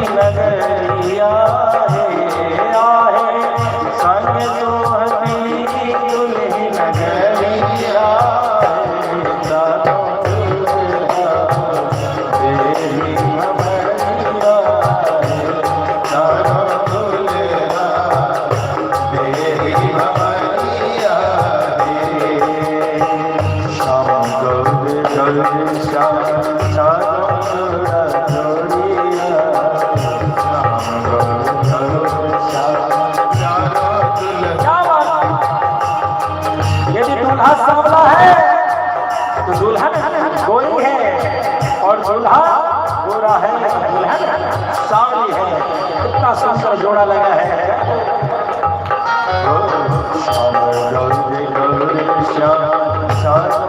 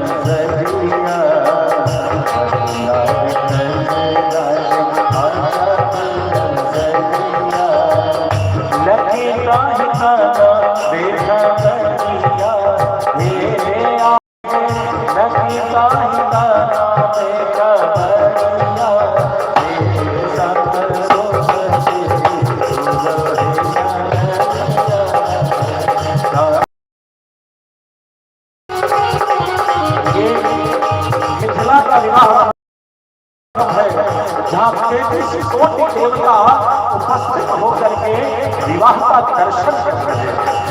33 करोड़ देवता उपस्थित है, और जहाँ गौरी लक्ष्मी ये सभी दुल्हन के आगे पीछे घूम रही है कि दुल्हन को कष्ट न हो। जास अंश दे उपजहि हमारी जानकी के विवाह का गौरव ये मिथिला का विवाह है।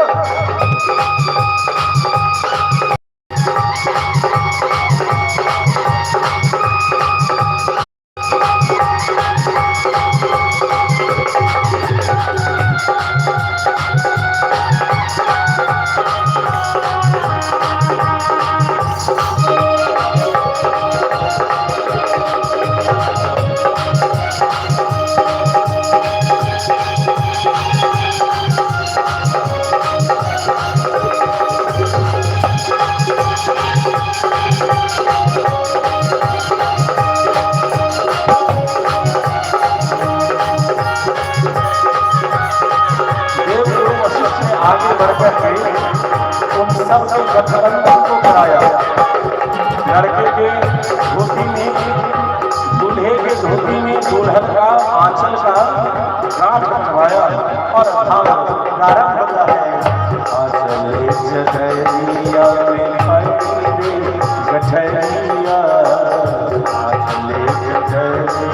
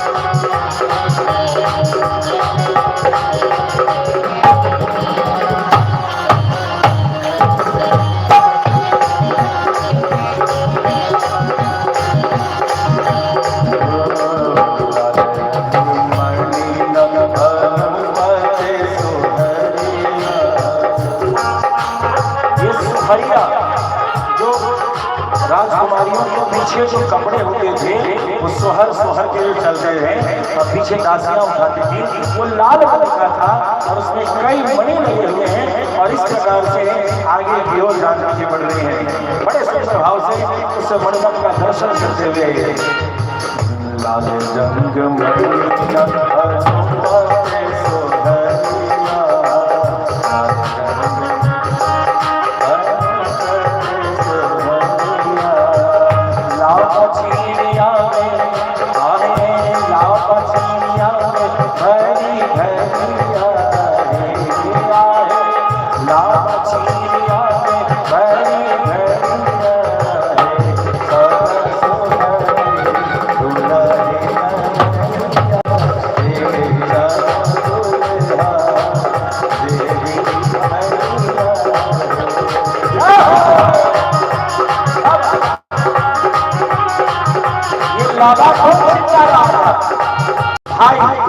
जानकी जी का भाई कौन है? भूमि कन्या जानकी और भूमि के पुत्र मंगल। मंगल देव का पुत्र है मंगल कर रहे आगे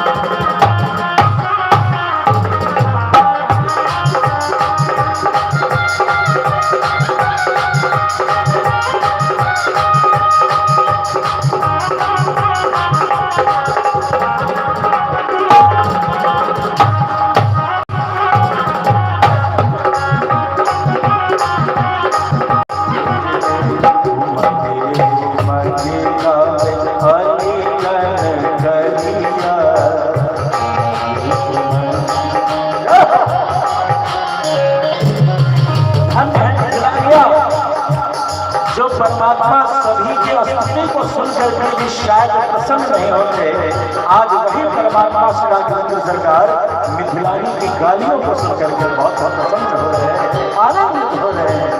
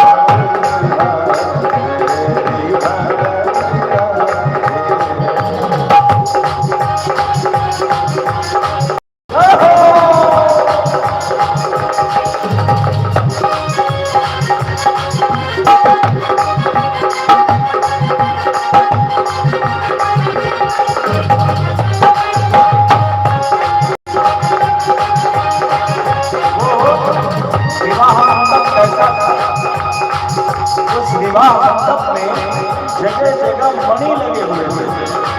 और अब मान लो किसी को राम जी को सामने से देखना है तो कैसे देखेगा?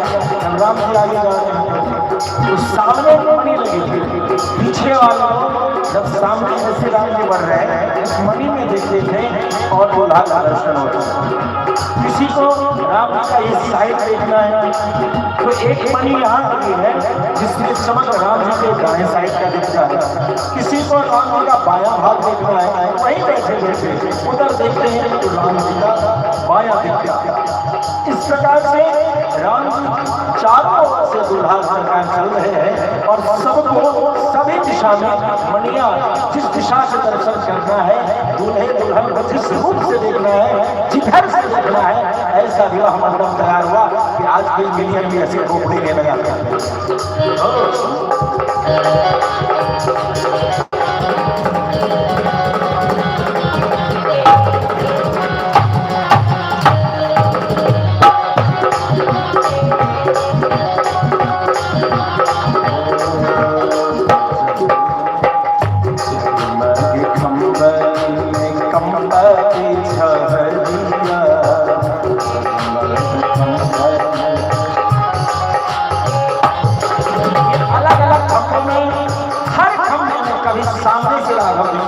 कभी दाएं से दिखते, कभी बाएं से दिखते, कभी पीठ उनका दिखता और इस प्रकार से ऐसा कंबल खंभे फिक्स थे, सबको सारी दिशा का दर्शन इस स्टैंड से हो सकता था। खंभा बदलना है और उस दिशा से राघव का उस साइड का दर्शन करना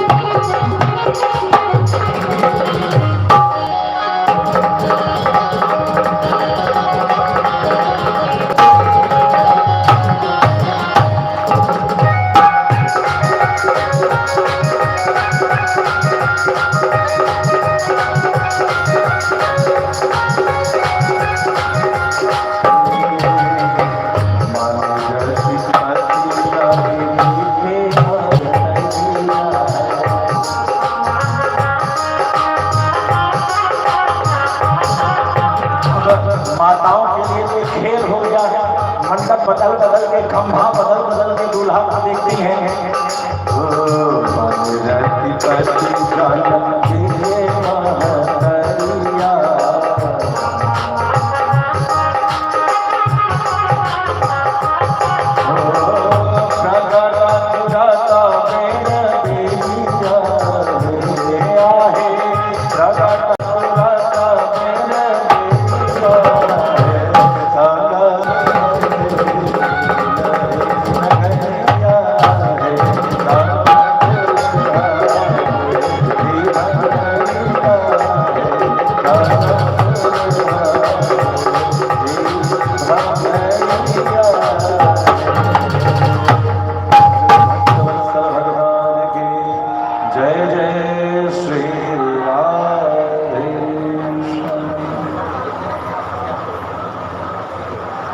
जय श्रीमन नारायण।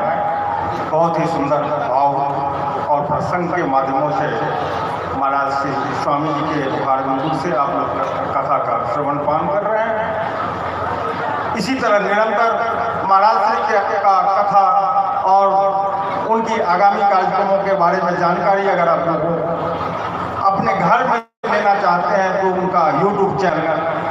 जो वेंकटेशाचार्य जी श्री ब्रजेश जी महाराज वृंदावन के नाम से है, उसे सब्सक्राइब करें और बेल आइकन दबाकर उसका नोटिफिकेशन निरंतर आप अपने घरों में, उसकी सूचनाएं अपने घरों में प्राप्त करें।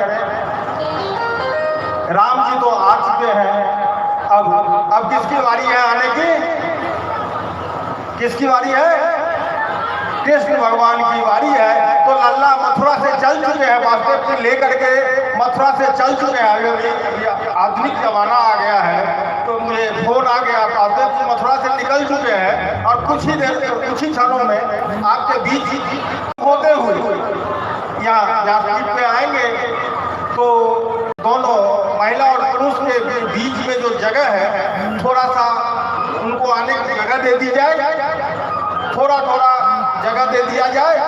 जो वासुदेव जी लल्ला को लेके व्यासपीठ तक आए, स्वामी जी द्वारा श्री राम वृंदावन में अनेकों सेवा प्रकल्प चलाए जा रहे हैं, जिनमें मुख्य गौ सेवा, बंदर सेवा और संत सेवा है। आप सभी भी इन योजनाओं से जुड़ना चाहते हैं, गौ सेवा का लाभ प्राप्त करना चाहते हैं, तो स्वामी जी से जुड़कर गौ सेवा में अपना सहयोग और योगदान करें। और लल्ला के लिए आप लोग बधाइयाँ लेके आए, गिफ्ट वगैरह, उपहार वगैरह लेके आए हैं कि नहीं लेके आए हैं? लेके आए हैं तो यहाँ एक टोकरी रखी हुई है, एक एक करके उसमें डाल दीजिएगा। ऊपर आने की कोशिश मत करें आप लोग। तो इसी के साथ लल्ला का आने का समय हो गया है। हाँ, लल्ला मथुरा से चल चुके हैं, अब आने वाले हैं। तो इसी बीच चलते हैं कुछ और व्यास जी के मुखार बिंदु से सुंदर प्रसंग हम लोग श्रवण करें। जय श्रीमन्नारायण। जय श्री श्री भक्तवत्सल भगवान की जय। जय श्री राम। विवाह का ये मंगलाचरण हो रहा है। आइए एक और सुंदर पद करके फिर सीधे हम लोग बधिया का ही गायन करेंगे। बीच में कथा एकदम निर्बाध रूप से एक और सुंदर सा भजन जो आप सभी को प्रचलित है और सरकार बड़ा प्रिय भजन है। चारों दुल्हा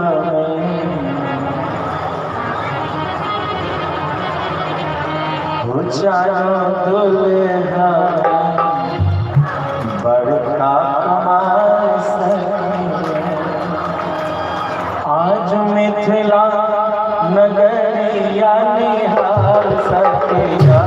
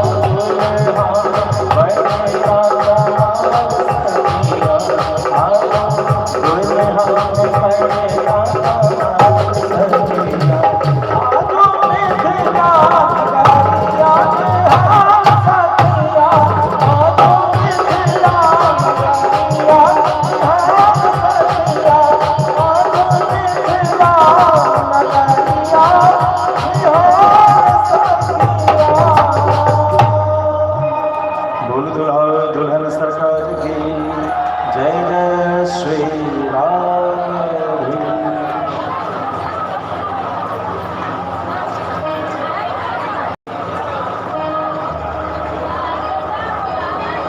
बहुत सुंदर मंगलाचरण, बहुत सुंदर उत्साह के साथ चारों दुल्हा दुल्हन का विवाह हुआ और हमारे जनकपुरी से इतना भेंट गया, जिस भेंट कितना भेंट था वो देखना हो तो आप चले जाइए श्री अयोध्या में मणि पर्वत, वहाँ का झूला बहुत प्रसिद्ध है। मणि पर्वत का झूला बहुत प्रसिद्ध है। पूरा दहेज एक जगह रख दिया गया, तो जानकी जी के लिए वो एक पर्वत रखने का जगह नहीं था अयोध्या में। भाई वो अयोध्या में जो राजकोष था वो भर गया, फुल हो गया, और उसके बाद जो माल बचा वो बाहर रखा गया। बाद में भवन बनवाएंगे तो ऐसा करेंगे वैसा करेंगे, और वो सारा बाहर जो रखा गया वही एक पर्वत के रूप में आज भी विद्यमान है। उसका नाम है मणि पर्वत। सावन में वहां जाए अयोध्या में झूला दर्शन करने तो मणि पर्वत पर का झूला बहुत प्रसिद्ध है, बहुत सुंदर दर्शन है, जरूर जाना चाहिए। प्रेम से भक्तवत्सल भगवान की चारों भैया चारों बहनी बड़े सुंदर भाव से अयोध्या पहुँचते हैं। कार्यचक्र आगे बढ़ता है। महाराज दशरथ के मन में ऐसा आता है कि अपने पुत्र लल्ला को मैं राज्याभिषेक दे दूँ।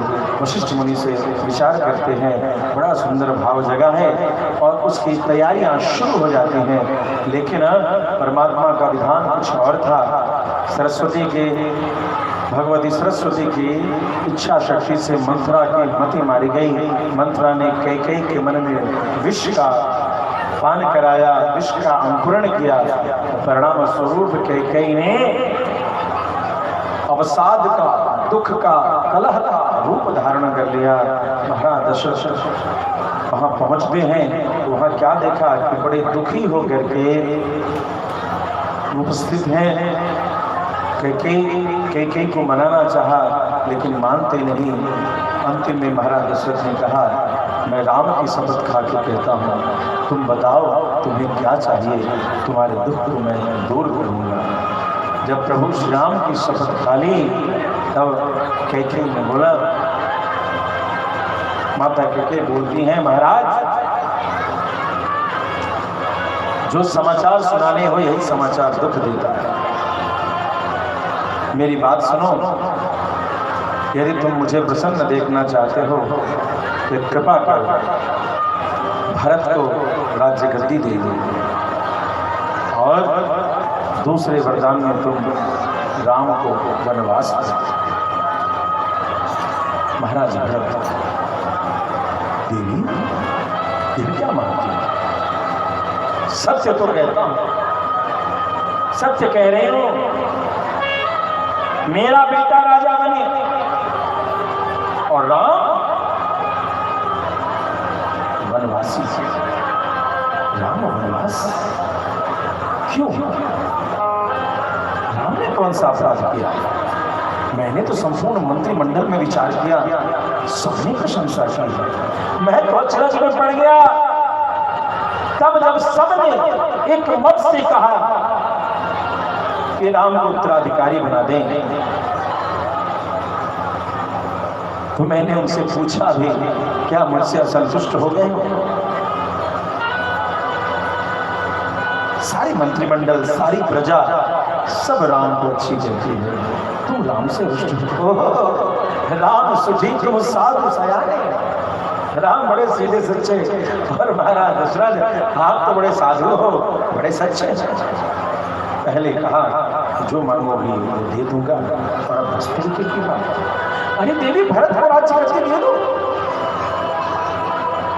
मैं सच कहता हूं, भरत राजगद्दी पर नहीं बैठे थे। राम के रहते भरत राजगद्दी को स्वीकार नहीं करेंगे। फिर भी तुम कहती हो तो जैसे तैसे भरत को राजगद्दी पर बैठा दिया जाए। राम को यही नहीं, राम से कैसा जाता? देखो स्वामी, हम अपने वचन से ना हो तो हार जाओ। कह दो कि मैं झूठा हूं, मैं तुम्हारे प्रति दिए हुए वचन की पूर्ति नहीं कर सकता। मैं वो नहीं कह रहा, मेरी बात बहुत विनती की लेकिन कैकेयी मानती नहीं। राम राम राम कहते हुए महाराज दशरथ जिनके चरणों में देवता भी अपने मुकुट पटकते थे, और महाराज दशरथ ने कैकेयी के सामने माथा पटक पटक करके विनती की, कैकेयी तुम नहीं जानती, तुम क्या कह रही हो, तुम क्या कह रही हो? अरे कैकेयी सुन लो मेरी बात, ये सारा चक्र जो तुमने किया है वो सभी निष्फल होने वाले हैं। सत्य कहता हूं मैं, अयोध्या वैसे ही रहेगी, अयोध्या फिर झूमेगी, अयोध्या फिर नाचेगी, अयोध्या पूरे वैभव के साथ सजेगी, राम ही राजा बनेंगे, यह भी अकाट्य सत्य होगा। सारी प्रजा राम राज्य की कल्पना युग तक करेगी, लेकिन कैकेयी तेरा और मेरा दुर्भाग्य सामने खड़ा है। तेरा वैभव वहां रहेगा, और यह महाराज दशरथ चक्रवर्ती सम्राट के पद पर बैठने वाला महाराज दशरथ इतना अभागा होगा कि राम की राज्याभिषेक को नहीं देख सकता। मैं कहूं मेरा राम राजा बनेगा कैकेयी, मेरा राम राजा बनेगा।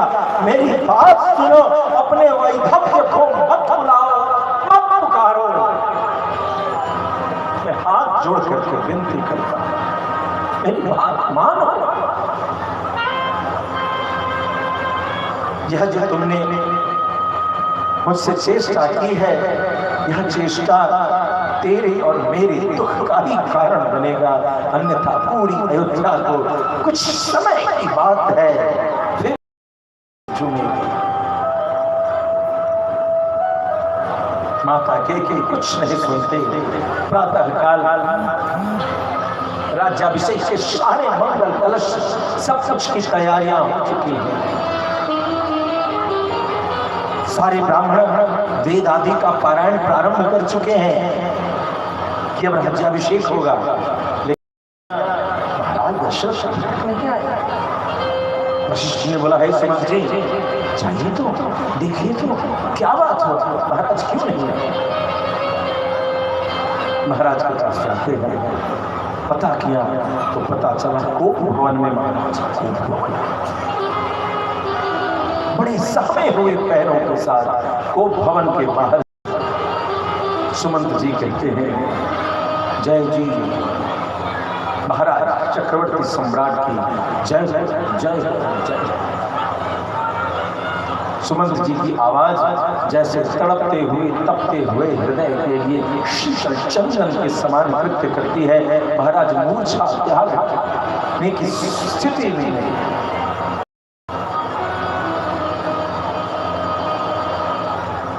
माता के कैसे पूछा, महाराज ऐसे क्यों? अरे छोड़िए सुमंत जी, इनका उपचार राम है, राम को बुलाइए, राम आ जाएंगे ना। अच्छा, उधर श्री राम तैयारी कर रहे थे। माता जानकी श्रृंगार के लिए वस्तुएं ला रही थी। सूचना आई, श्री राम ने आधा श्रृंगार ही किया था, छोड़ करके रथ पर जब बैठने लगे, माता जानकी कहती हैं, प्रभु आपकी रक्षा करें, आपका मंगल करें स्वामी। राम गए, पिता को इस अवस्था में देखा, माता को इस वहीं बैठे हुए देख करके माता के चरणों में प्रणाम किया। मां क्या हो गया? पिताश्री ऐसे क्यों है? तेरे कारण, मेरे कारण? मैंने कौन सा ऐसा अपराध किया मां? मेरे कारण?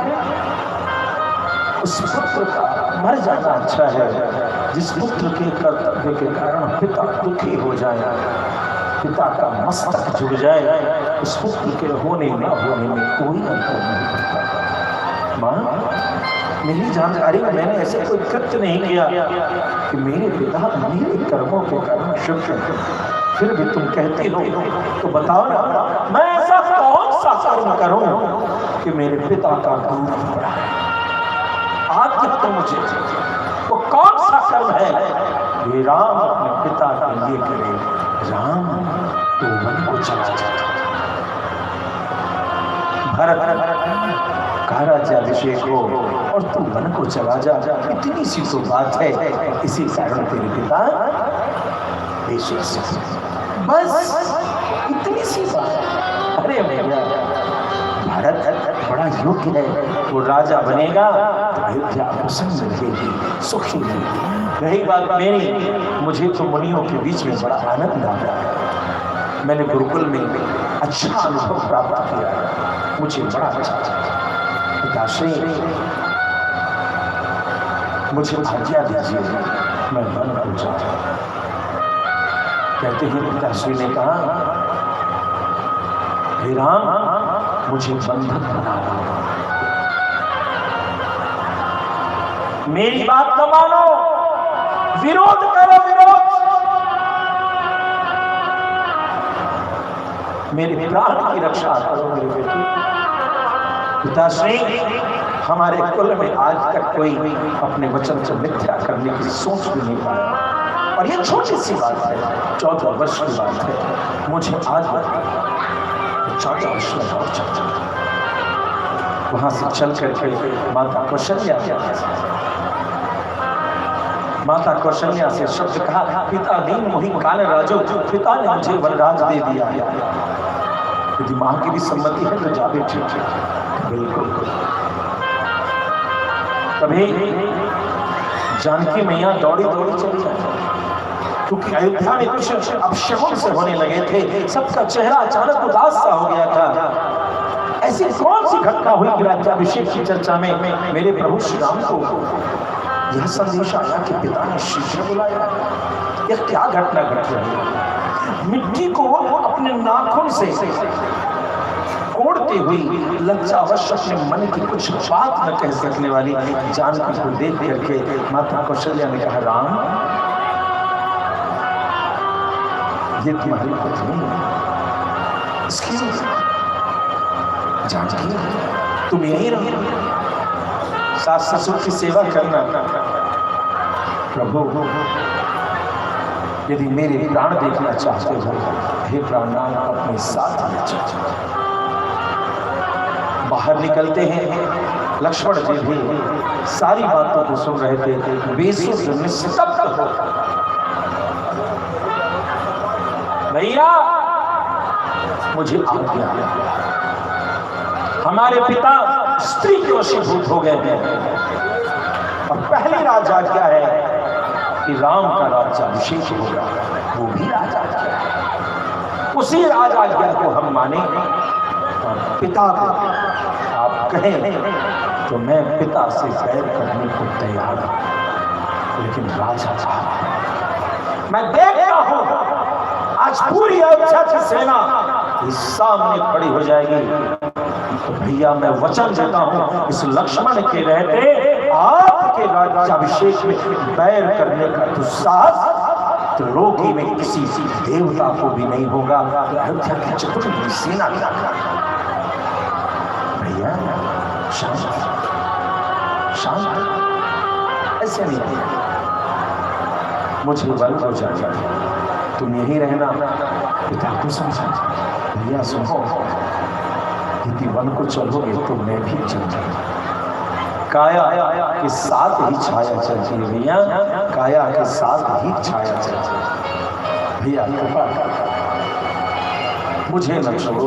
और इसके पश्चात तीनों भैया वलकल वेश